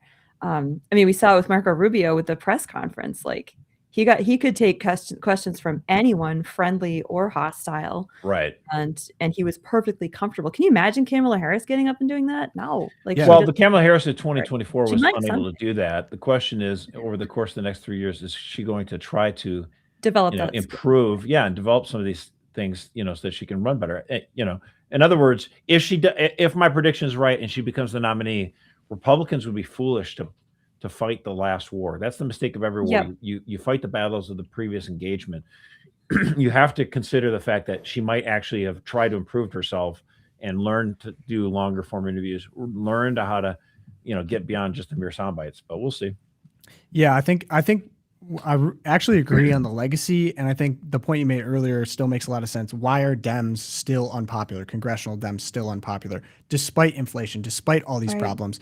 And I think it is an atrophy. They have not faced a hostile media environment where they're out of power. They're really disappointed in 2024, and there's a new media environment to navigate in which they have no experience, largely because the way to get your points across were on extremely friendly, liberal or left-leaning media outlets, barring Fox News or whatever. But the new path to convincing people is authenticity. Either you can fake it really well or you actually are authentic. And I think people are confused. Why is Graham Planter doing well? He understands how to navigate this environment. Why was Zoran Memdani popular? He understands how to navigate this environment. He did take tough questions. He was working with influencers, but that's the new, you can't just do the reliable, I'm going to get a profile from CBS, wherever, and they're going to ask me softballs, and then they're going to promote me, and it's going to be great. It's like, that's just not what it takes anymore. And that's why so many Dems are floundering, partially, I think, because of age as well. Many of them are older. Javier Becerra, how old is he? He's got to be like 60 plus. Mm-hmm. And Well, so, right. And Nancy Pelosi is like 1,000 years old. oh my gosh, And, exactly. and actually, part of the problem right now, we're having this big debate in this country about redistricting. And of course, what's going to happen is more and more states, both blue states and red states, are lining up their maps in such a way that the number of that red states are adding more seats to their side, Dems are doing it on their side, and that the total number of House seats that are going to be actually within the realm of being swing seats, are lowering. And so that means more and more congressmen on both the Democratic and Republican side in the House are representing lopsided districts where they can kind of get away with a little bit more, and their voters are like, okay, well, fine, we'll let it go with. And so that's problem for both parties. But in this redistricting thing, it's bringing to light other things. First of all, Democrats have had structural advantages in the House of Representatives. They've had these race-based DEI districts, which have given them at least 12 seats in the Congress to start with, that they really had no right to by just the sheer numbers. Okay. Then you also have the fact that illegal immigration in the United States, flooding blue states, gives them more seats in Congress because our census by the Constitution has to count all persons residing in the state. So states that are super friendly to illegal immigration, like New York, Illinois, California, they invite millions of these illegal immigrants in, and they get more representation in Congress. So those two things have allowed the Democratic Party to drift further and further to the left, but they're not as open to the voters being corrected because they're in these safer blue districts. And so you're seeing kind of this tension right now. And now what it's allowed them to do is Democrats don't even compete in rural areas. I moved to Northern Michigan in 2005.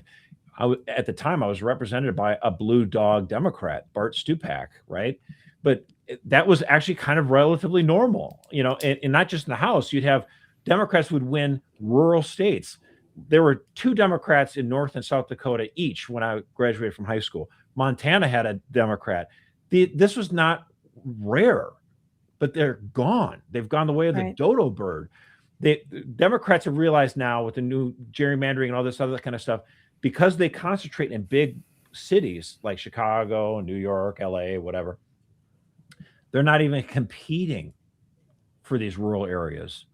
And it's made the Democratic Party far, far more to the left because they don't have 20 or 30 Democrats in the House saying, hold on a second, my rural district isn't going to like, giving trans surgeries for minors. They're not going to want taxpayers to pay for abortions. There was a break. There's someone tapping the brakes on the Democratic Party, preventing them from going too far to the left. It was these rural Democrats and Southern conservative Democrats. They're all gone. And so what we're seeing now is a rump of the Democratic Party that's gone way far to the left. Yep. We'll see what happens. Yeah. Erica, what do you got? All right. I'm gonna do a little church corner here. You might think of the Synod on Synodality as something long in the distant past that you tried to forget because what was it anyway? But the synodaling has continued. This is Francis's legacy.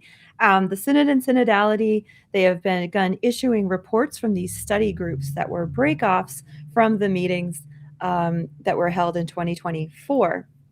And last week we got from Study Group 9, which is one of these continuing study groups, and which was charged with what it calls the theological criteria and synodal methodologies for shared discernment of controversial doctrinal, pastoral, and ethical issues. That's all very synodaling speak for LGBTQ plus issues, which they have now rebranded as, instead of controversial issues, emerging issues in their final report. And the language really, it's this effort from the highest levels of the Vatican advising the Pope and sending out advisories for different dicasteries, an effort to really reopen these debates that the Church has considered settled. So the final report of Study Group 9 are subject to a process of evaluation and then implementation. that can affect the diocesan level and also national Episcopal conferences like the United States Conference of Catholic Bishops starting this summer.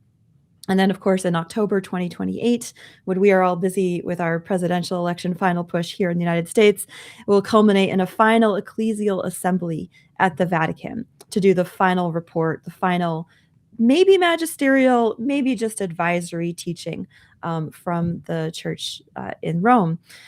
So this report, though, was troubling on a few different levels. It repeatedly referenced these rebranded emerging issues tied to sexuality, gender, authority, and inclusion. Father James Martin was very excited. The key themes were that it called for a greater reliance on lived experience. I felt like I was back in the 70s again in evaluating moral questions. It suggested that the Holy Spirit is now leading the church to new understandings through the synodal listening process, and comparing today's disputed moral issues, namely gay issues, and the early church's discernment over Gentile converts in Acts 15, which was the Council of Jerusalem. Again, it used language like paradigm shift when it came to theology and pastoral practice. And the reason Father James Martin got so excited was that the report chose to include 2 testimonies from gay Catholics who claim they are married to people of the same sex. The second testimony was written by an American married to a man who is actually one of the men blessed in that famous photo of Father James Martin blessing the same-sex couple after Fiducia Supplicans came out. He began by saying that his sexuality isn't, quote, a perversion, disorder, or a cross. It is a gift from God. I have a happy, healthy marriage and am flourishing as an openly gay Catholic. He said that he joined Courage International while he was at Notre Dame as an undergrad. And he made it a point to say that it works with people who suffer from same-sex attraction. And then, of course, he objected to the language that this is a suffering. The author of the testimony maintained that Courage International did little to help my spiritual and psychosexual development. And he added that the people he met at Courage International were lonely, hopeless, and often depressed. He also said Courage has been recommended to him by a conversion therapist, and then the report's authors then conflated his words with the erroneous claim that Courage International was pushing reparative therapy, which had, quote, the effect of separating faith and sexuality. And to me, this is one of the more insidious turns of this report, that they would take the testimony of someone who was living a life directly contrary to church teaching and celebrating it and asking others to celebrate it and use it to malign Courage International, which is one of the church's only, if not the only, international global effort to help Catholics pastorally who suffer from same-sex attraction to live a life of chastity in accordance with church teaching. And for that to be allowed, Courage International came out, they responded to the report and said, we were never contacted by the report's authors. They never reached out to us to ask. We have nothing to do with recommending therapists. We don't do that officially. This is not our purview. And this is, again, these reports, you can kind of scoff and laugh them off. They don't mean anything, but they actually are used for recommendations to specific dioceses. And that this would be the final report of this committee. It just speaks that perhaps the smoke of the Lavender Mafia has not quite evaporated from the synodal process or from the Vatican itself. So again, a lot of confusion coming out of this, a lot of making a big mess without a lot of clarity, and definitely looking forward to the continuation of Leo's pontificate to perhaps bring a crackdown, perhaps call for some greater clarity from these sort of synodal groups, or just shut down the synodal groups. Like, do we really need them to finish giving us reports? That's my take. Thank you for your take, Erica. You're welcome. Shout out Courage International. Fantastic. Yeah. Keep it up, guys. Tom Kidd made it to the end of this. Here we go. Kentucky 04. It's a Republican primary. I think this is the most I've ever paid attention to Republican primaries in a 2020, like an in-between year ever. Thomas Massie has been in Congress since 2012. He's an engineer from MIT, very well-known libertarian, made a lot of national news because he has been key in getting the Epstein Transparency Act published amidst lots of backlash. He reached across the aisle for that one, and it has been constantly attacked by Donald Trump. A very on and off relationship. I think he was called like the smartest man in Congress, and then piece of human trash. Direct quotes at different points. The reason I'm focused on this race is I'm seeing AI's here, by the way, in terms of politics now. And let's just say a lot of the attack ads typically weren't very high quality to begin with, but now we're getting AI helping out with that. Here we have an ad of him being in a throuple with AOC and Ilhan Omar. Here's a look at what that one looks like. So here's an squad on the America First. Here's an AI video of Thomas Massie holding hands with Ilhan Omar and AOC. Massie voted with the squad against dining with tax them, cuts. taking them in a car, and I believe ending up at a hotel. Yeah, here we go. Do not disturb in a hotel. Real classy. We're getting real nasty in Kentucky 04. And then his opponent is using AI as well, except he's using it and forgetting to not copy the prompt that he used for his Instagram post. It says, here's in for Congress 2026. Here's a polished social media post in your usual campaign community focused tone. And then below it says, today I had the opportunity to visit with folks at Vanceburg Mayfest in Vanceburg, Kentucky. Rookie mistake for whatever intern, maybe it was at himself. Hey, I've done that, guys. That's a tough look. You'll come back. You'll come back from it. But of course, the real takeaway, other than the nasty AI attacks, is it is the most expensive in recorded history U.S. primary race ever. At least $25.6 million in ad spending, $14.3 million supporting Ed Gellerin versus $10.7 million supporting Thomas Massie. Now, most of this is outside money and PAC money. Ed Gellerin, for a little background, he is a Kentucky farmer, retired U.S. Navy SEAL, Republican congressional candidate challenging Thomas Massie in Kentucky 04. He previously ran in the 2024 Republican primary for Kentucky State District 7, narrowly losing to Aaron Reed. Basically, Trump was threatening to primary Massie, and a lot of people threw their hat in the ring for we want to be the guy. And it looks like Ed was chosen. The biggest anti-Massie pro-Gellerin force appears to be MAGA Kentucky, a Trump-aligned super PAC tied to Trump world operatives, including Chris LaCivita. The Lexington Herald Ledger reported MAGA Kentucky raised $2.75 million in 2025, including $1 million directly from hedge fund billionaire Paul Singer, $750K from America 21 PAC, which is also funded by Singer, $750 from a PAC tied to Miriam Adelson, and $250K from John Paulson. If you're curious about what they all have in common, they're major Israeli billionaires within the country, very active politically. Miriam Adelson famously donated, I think, $200 million to the Trump campaign. And so the reason they're all mad about this, also United Democracy Project, it's an AIPAC-linked super PAC. Jewish Insider reported UDP launched a $790,000 TV and cable ad buy against Massie in Cincinnati, Louisville, and Charleston media markets. So, yeah, Thomas Massie is libertarian conservative, as many know, thorn in the side at sometimes. Anti-spending, anti-foreign aid, pro-gun, anti-surveillance, and frequently willing to break with GOP leadership and Trump when he thinks a bill violates his principles. I went and actually found all the times that he did break. If anyone's curious, I can throw that somewhere. But he's been in since 2012. He's never actually had a competitive primary challenger. This is the first time. But he's getting a lot of money from Kentucky First PAC, spent $1 million on a pro-Massie ad buy in December. It's funded $1.01 million contribution from a group founded by Jeff Yass, Pennsylvania billionaire with ties to Rand Paul. So it seems like a clash from, say, the libertarian wing with the Israel First wing in terms of Paul Singer, who also notoriously funded LGBTQ activism in America as well. And so we get now a hit piece come out this morning from Axios. Thomas Massie's ex accuses him of hush money offer. So as I understand it, so I looked into this, there was no ethics complaint, nothing was ever officially filed.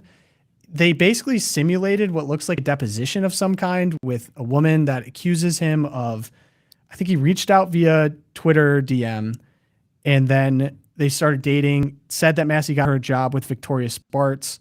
Victoria Spartz fired her after 6 weeks. She filed a lawsuit, a wrongful termination lawsuit against Victoria Spartz, and then said that Thomas Massie wanted to pay her $6,000 to be quiet about it for some reason, and did it with cow money, which he implied that he didn't he didn't What's report cow his money?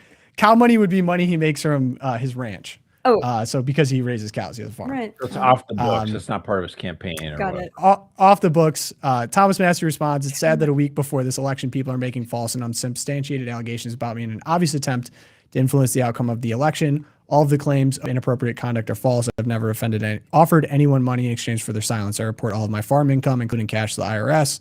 There are no ethics claims filed against me, nor have there ever been any claims filed against me in my 14 years in office. I've consulted legal counsel. We are considering all options." So it's getting pretty nasty at this Yeah, point. I mean, do we have polls or anything? Like, he's clearly I have the Polymarket. favorite. It's Poly hard market- to do polls because you're talking about a congressional race. You know, when you're running for governor or when you're running for Senate or president, it's much easier to get a statistical amount that you can get good numbers on. But when you're talking about congressional race, and then in this particular case, you're talking about only the Republican voters because it's the Republican primary. So you can get wild variations. Someone might be up by 7 points, and then the next day he loses because it's like, well, it's hard to get a really good sample. So polling is hard to discern.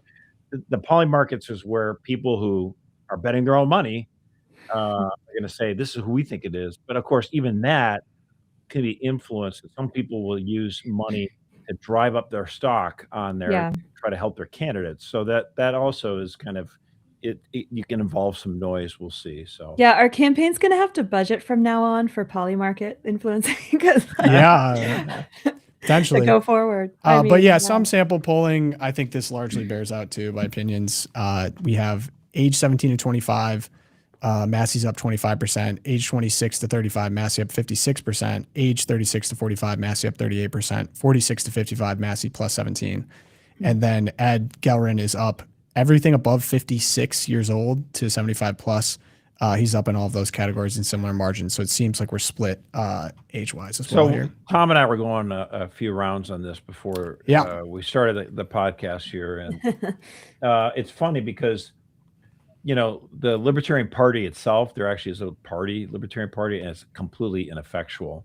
The only libertarians that have made any progress or got elected to anything of consequence have been Republicans who are libertarian in nature. So Massie here in a congressional district in Kentucky. Also in Kentucky, you have the Senator Rand Paul, and then his father, who was a congressman out of Texas for many years. Also, by the way, his father was an OBGYN. So Dr. Ron Paul actually delivered a baby that became that pop singer Selena. Really? Fun fact That's of a the fun day. fact. Yes. Wow. Now, Thomas Massie, he's got all the right enemies. I mean, like, you know, the fact that he's not in favor of foreign wars, you know, he's getting AIPAC and Singer and all these guys to campaign against him is a plus in my mind. So I was giving Tom a little grief about Tom Massie before the show. The reason I do not like him, though, in general, is not on the foreign policy stuff, which is what's getting him all this money being spent against him. I actually, obviously, in my opinion. Yeah. The thing I don't care, though, about is I wish he has a large problem with the vast, you know, burgeoning welfare state that we have in the United States. It's an obscene amount of money that is spent, all the stuff that's misdirected by our federal government. And I actually, I mean, obviously I agree with it. I wish our government was much, much, much, much smaller. And a lot of these things would be kicked down to the states and done that way. But the problem I have with Thomas Massie, as well as for Senator Rand Paul, is they're almost like a guaranteed no vote on a budget. In my mind, it would be better if he made it available, but just had really strict terms for like, okay, if you want me to vote yes on this horrible bill, which I think stinks to high heaven, I at least want this done, you know, this regulation repealed or this. Offer something, even if it's a really high mark, and if you do, but if you never really make your vote really available, then the nose counters, they need their 218 votes or 215 if the House is smaller, and if they know they can't get it on you, then they've got to give, you know, then their margin for error is that much smaller because we have like a 3, 4, 5 seat majority. Right. Then we know you're just enabling like 3 other people to go, well, we're also not going to make it available, and so then you really constrain the ability for that, because you know that the 215 or 14 Democrats are going to obviously vote no.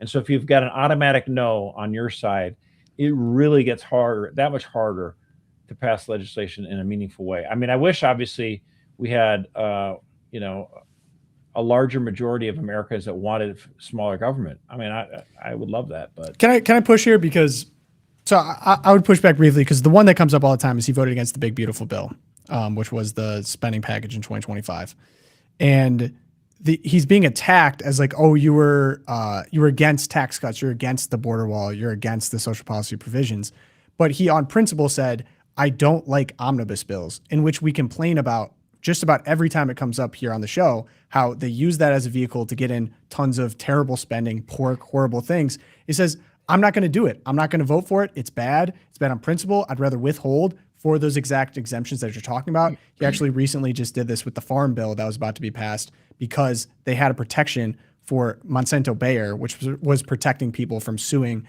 users of glyphosate for causing cancer in local communities.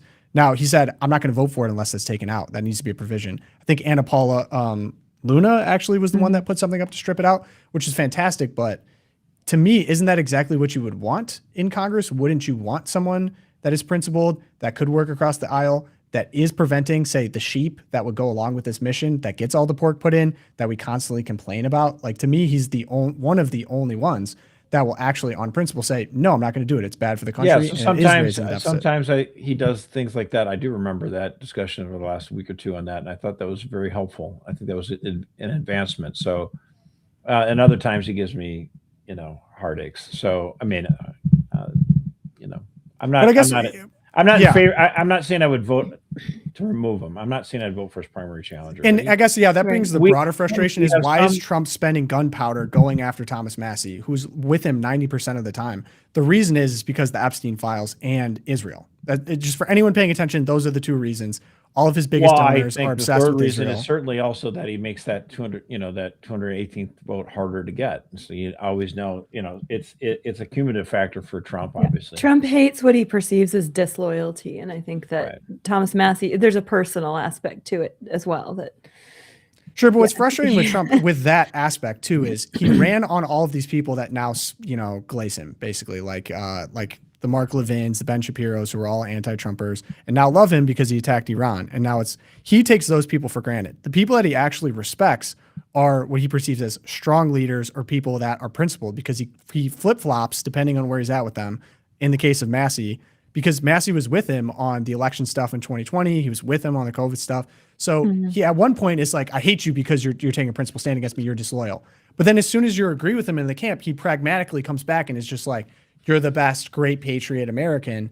And then now we're right back to, you're mad at him, so you're going to attack him. So I guess I actually like Massie a little bit better, because if nothing else, he's been principled, as opposed to this chaotic flip-flopping that we've seen from Trump, and his willingness to betray voters that in the case of going to war in Iran on these kind of flimsy pretenses, instead of, say, going to bat for the SAVE Act and attacking Republicans that are not going to be strong enough there. Like Josh, you opined, we have all these weak Republicans, right, that can't get it done when it comes to the SAVE Act. That's what all the Americans actually want. Those senators that have been not helpful in the SAVE Act too. I think he should I would say he should save the gunpowder for those people, as opposed to the people that are with him 90% of the time and are a little bit of a thorn in the side, but actually represent a contingency that are as a part of his coalition, instead of, this is a direct attack on people in his coalition that are really mad about the foreign intervention and the obsession with Israel. So I'm actually curious to see how this pans out, because Polymarket right now has it at pretty much a dead heat, 50-50. We'll see that, like this, the allegation seems like reminds me a little bit of the Blasey Ford accusations with Kavanaugh. Kavanaugh, right? Like super convenient, someone with a history of doing this kind of thing, and no concrete allegations. So I actually wonder if that backfires a little bit, because it's like, oh, like everyone kind of sees through this, and now the attention's there, and then. So yeah, we'll see. I don't know. We'll see. I mean, I just what you said he did with trying to negotiate to get the thing out of the farm bill. I want him to lean into that kind of stuff more, and less into the principle stand against any omnibus bill. I think the problem with that is that, man, I think the one beautiful bill could have been a lot better, but it was pretty dang good. There's a lot of good things in there that really could have been helpful, and having his vote available as a potential could have made it a little bit stronger. so you wouldn't have to go after it. So anyway, I get it. So Yeah. And maybe just a general overall frustration with Trump just seeming to attack everyone in his coalition now all the time. Like people that he smartly before were like, oh, you know, we can cut deals, we can make everyone happy, you bring in, you build a broad coalition, there's a ton of momentum. And then it just seemed like we've had a year of just attacking inside all the time, attack. And it demoralizes people and it makes people feel betrayed instead of, why aren't we going after the Democrats that you crushed or our perceived enemies that you ran on attacking?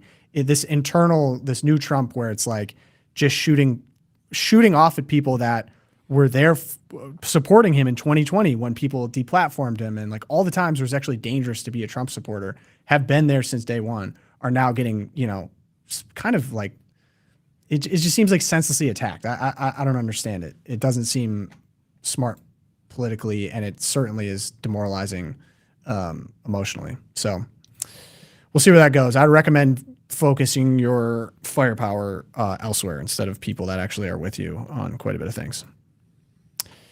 All right, daily prayer.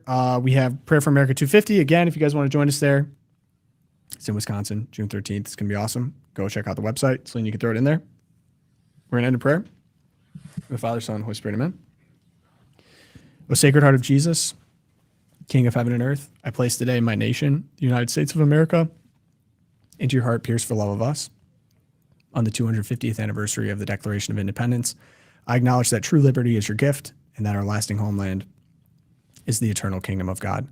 Under the mantle of Our Lady of Guadalupe, Patroness of the Americas, and through the intercession of her Immaculate Heart, bless my homeland anew, purify her from sin, and guide her leaders in truth, justice, and peace, so that she may safeguard all human life, respect the integrity of marriage and the family, and honor the practice of religion. Reign in my home and in my nation, draw every heart into communion with you, that your truth, love, justice, mercy, and peace may triumph in America and throughout the world.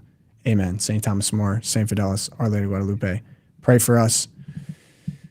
Amen. We will catch you guys on the next episode. Erica's got a great episode of The Deep coming for you on Thursday. Yeah, pumped. We're talking about Disney villains. So those of you who need a little getting primed for summer blockbusters, here we go. Yes. Oh, maybe you got to do it on the Odyssey too. I've not seen good things so Oh far. my goodness, no. They killed I don't my think I boy. can What have they watch done to my that. boy? They massacred my boy. I know. Atticus Dang. is being played by a trans something. do not like, watch. That's Or a Animal no Farm. dog. You should just do one of movies Oh. that they're massacring that based on Great concepts that should be literature good. that's being right. massacred. I mean, that would be a Ugh. clickbait one, I think. We might have to go there. Clickbait. All right, gang. Catch you guys later. Peace.